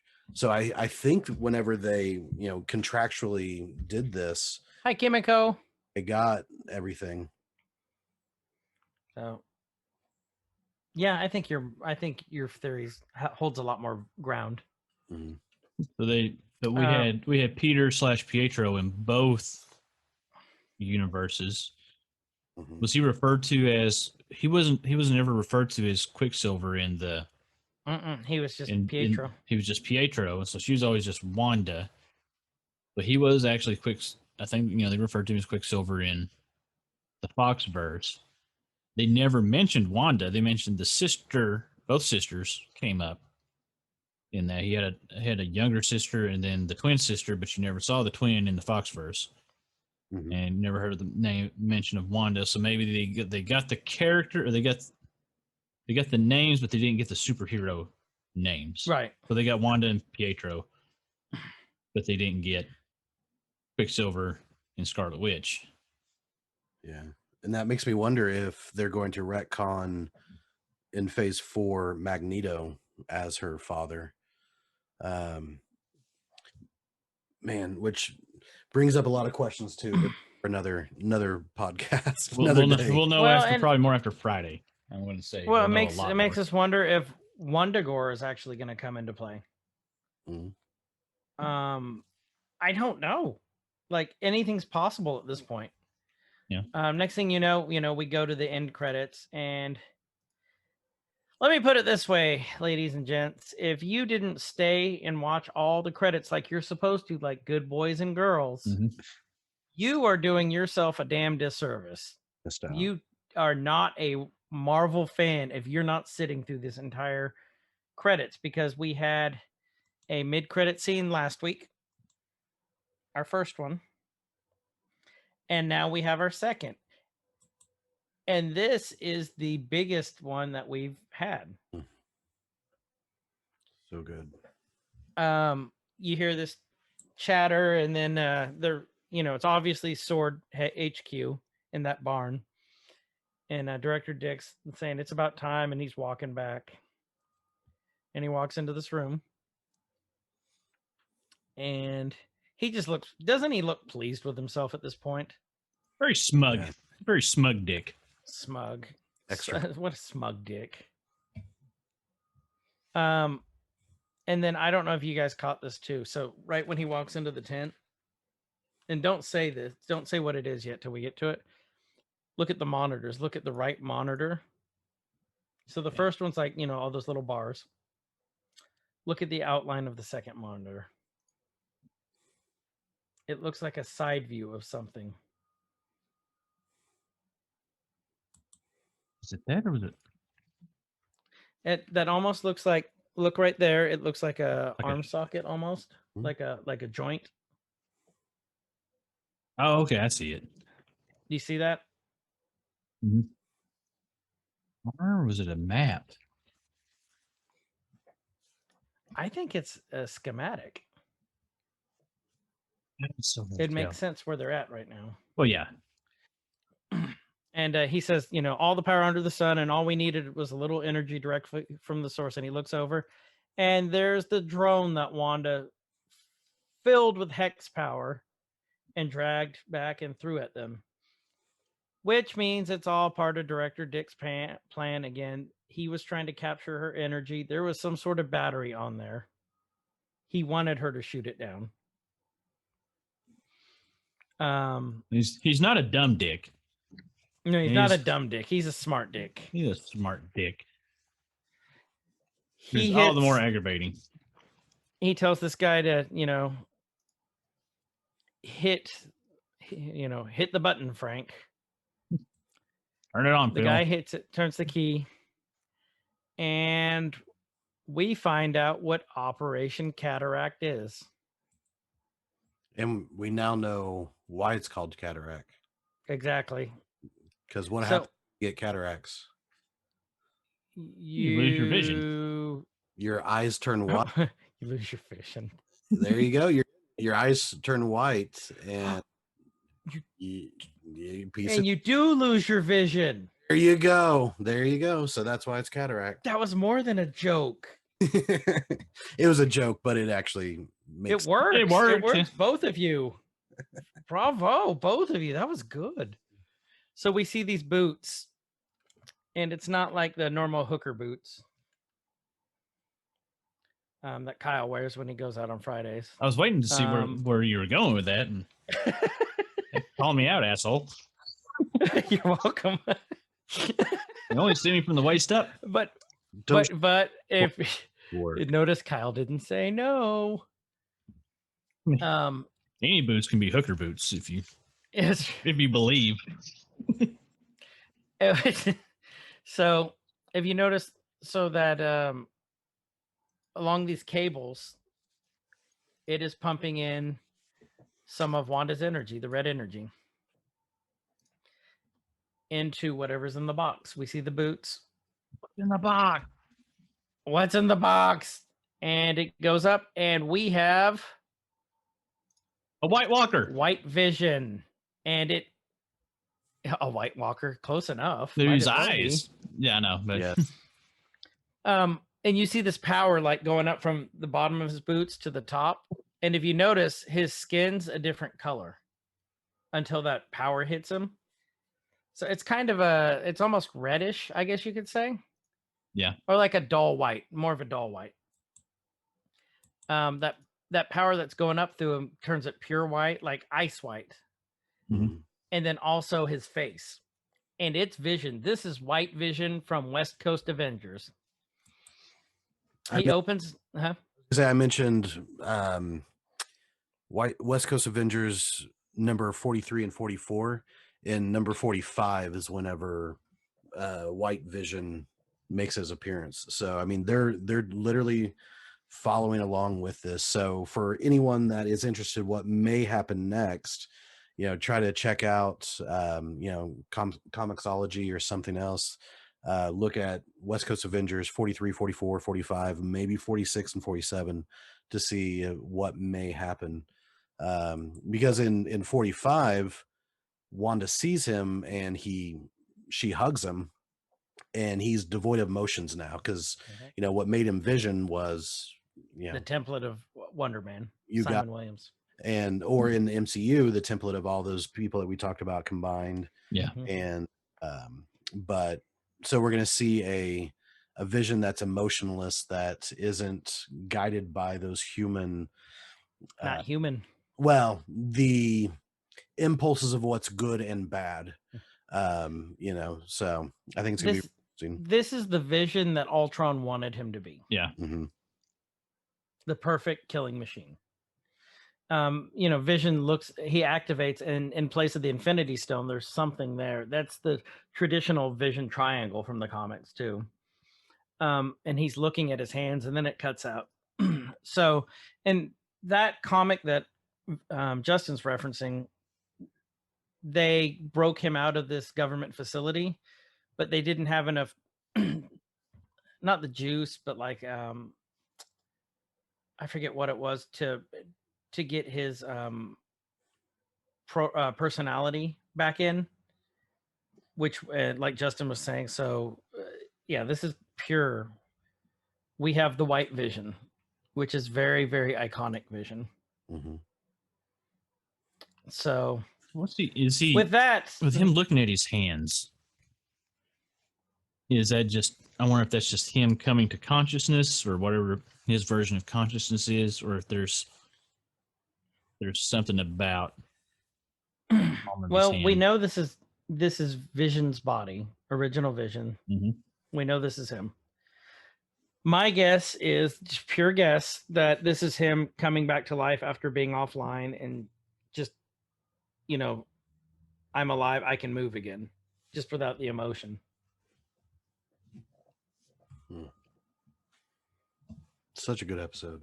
That was a great episode. And I think I'm fairly certain we just hit the 3-hour mark on this. Possibly. Very likely. But it was 48 minutes, so bite me. We talked 2 hours on a 30-minute episode. Like and bite me. Like, subscribe, and bite me. Follow us for more videos. So yeah, so season finale this week. I guess series finale. This will be a doozy of a nerky after that. I think everything's going to come to light. And if you remember what we've been saying for 8 episodes now, with this being the 8th episode, this directly leads into phase 4. This directly leads into Doctor Strange and the Multiverse of Madness. Yay! Buckle up, Buttercup, because it's going to be a ride. It's going to be a ride. So, with that, I don't know. I don't know where it's going to go from here. If this week is the actual final episode. If it is too, with the rumored 10th episode. Yeah, we'll see. We'll see if it springboards into Falcon and Winter Soldier, or if that's going to be its own whole separate, you know, subplot, you know, everything going on. I'm kind of hoping it's its own entity, and it doesn't even talk about Scarlet Witch or Vision or any of that, and they have their own lives going on. And then in the actual movies, we see how these storylines will converge. Yeah, I think that'd be a route to go. I'd be fine with like mid-credit teasers at the end of, you know, the end of WandaVision and at the end of Winter Soldier, like Falcon Winter Soldier, where you see like how they did with the original sets of movies, how you could see little bits of how they were going to start tying in. If they did that with the series that are coming out, and let those kind of tie in that way, just like little niblets of teasers, I'd be good with that. You know, maybe not blatantly tying them in during the episode, this episodes themselves. So I'm thinking about this too. Okay. Prediction. We're going to see a Vision versus Vision fight. Yeah. Do you think this was the cameo that Paul Bettany? No, I don't think this is the cameo. You don't think it was his little sneaky way of this is somebody that he's always looked forward to working with, and he's always admired his work, and it's actually him working with himself in the final battle? Maybe. Congratulations, Mr. Bettany. Thank you, Mr. Thank Bettany. you, sir. You're wonderful. Yes, sir. Sure. Doctor. I think the big reveal is next episode. I think it's going to be like a Mandalorian season 2 season finale reveal. So do we want to So place our bets now on who we think it's going to be individually? I know what you're leaning towards, Chris. Well, we know that I'm going to say Mephisto, but I'm also leaning towards Strange. I don't know. 'Cause And we still keep hearing about the engineer, so it could be Reed Richards. I think the chance it could be Hank McCoy too, which would be awesome. It would play into the mutants and everything else. Who do you think, Kyle? I had two, and one just like hit me and it was going back to Vision looking at his hands. Of course, I would think some type of Magneto cameo would be amazing if they found some way to work that in, but there hasn't been any lead up to that yet, which could even make it that much more awesome if it just totally blindsides. But with Vision looking at his hands, I forgot his first name. V. No. What was his first name? The Bolivar. It was Boulevard Trask. Trask. With the build up to the sentient Sentinels. weapons, and then because that's With the Nimrods and whatnot. Yeah, that's a possibility. I was just thinking from the hands firing that he that this Vision could be the first Sentinel, and the automated Sentinels are modeled after him from this point, and that's why I was thinking with him looking at his hands that there was something, because maybe they didn't just put him back together, maybe they modified him a little bit. And not originally, the Sentinels are made to fight mutants, but they're not fighting. Well, I guess it would be fighting mutants if they're fighting Wanda. And so this could be the first Sentinel mutant battle that we see, and Trask is tied in on it. So another thought I had. What if? So I'm thinking about the chaos magic. If you go back to Doctor Strange, it's called chaos. The reason that Strange's power is so powerful is because it's refined. He's got the photographic memory. Yeah. And these are practiced, well-defined spells. And he practiced for years. And what was it? Was it Kunlun? I can't remember the name of where it was. What if the reason that they're calling Wanda the Scarlet Witch and the whole chaos magic is because it's unrefined magic? If it's raw, you know what I mean? Like Agatha had her coven. Chaos magic, if you also go back to lore with the ancient ones, what I was talking about earlier, the tome of Kython, I think was his name. He had chaos magic. So it could be she got part of his. I mean, it's as you all can tell, we're all over the place on this. There's my There's just so many possibilities. Out of left field cameo prediction. Here's what's going to happen. You ready for this? Okay, so we see, we're talking about the chaos magic, and we see a aerial view of the hex and the sword encampments around it, and then from this huge aerial view, and it zooms down, you see a Jeep approaching the compounds. And you zoom in close to this Jeep, and you hear a very familiar voice explaining chaos magic. You're like, man, I know this voice, and it just keeps explaining. And you look, and you see a hand, pantomime as they're explaining the chaos magic, and you see a drop of water fall onto the hand as they're explaining chaos magic. Zoom out, Jeff Goldblum.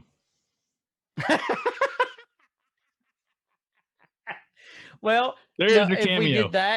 if we did that, that would be the Games Master Well, I mean, because he was the Games Master. instead of asking whether they Jeff Goldblum could make it, they didn't ask whether they should make it. should make it. Yeah. He's gonna come and explain that to Tyler. Oh, that's awesome. I like that one. That's the best theory so far. I swear to God, if that's what happens, I'm just going to retire from not making any money doing this.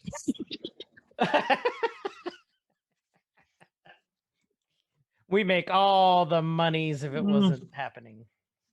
Hey, if I got it right on this one, if that actually does happen completely out of left field, we got to post this quick, and then we can go back to it, and then we'll be famous. That's true too. Mm-hmm. So, with that, I don't think we're gonna actually do what I learned this week or what I am, watching, because this is a long one and this is just a bonus episode. So, we'll get back to that next time. But we appreciate you all sticking with us this long. We really do. We appreciate it more than you all know. Yeah.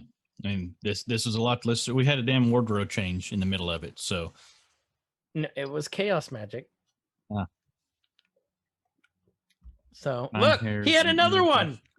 Justin had another one. Chaos magic. I will change this reality if you call me out again. Just so. Look, there's the water. it's stuck on my Wait, finger. I can't do the drop. When it's Kyle's water, it's like the what was that? Was it Scary Movie where it's the Blair Witch, instead of the teardrop, it was coming from her nose. Yeah. They had the little bug hanging. Yeah, the little booger. So with that, you all, thank you so much for sticking with us. We will be back for our regularly scheduled podcast and our final Nerky. The Nerkies won't end with WandaVision. No. They're just too much fun to do. So I guarantee you we're gonna do Nerkies on Falcon and Winter Soldier. Yep. There'll always be Nerkies. They're just kind of fun bonus episodes. We enjoy doing them. We appreciate y'all sticking with us. Yep. So, with that, this has been Everyman's Guide to Nerddom. We appreciate you all. I'm Chris. I'm Kyle, and thanks, Justin. Thanks, for little being here. buddy. Little guy down there on the bottom. Yay. So, with that, you all have a great day, night, whenever you're listening to this, whatever it is. Have a great one. Bye. Nerd Corker, rise up. It could get elevated. Nerd Corker, rise up. It could get elevated. Nerdcore used to be just a made-up word. MCs shied away from belief. Rest assured they sleep.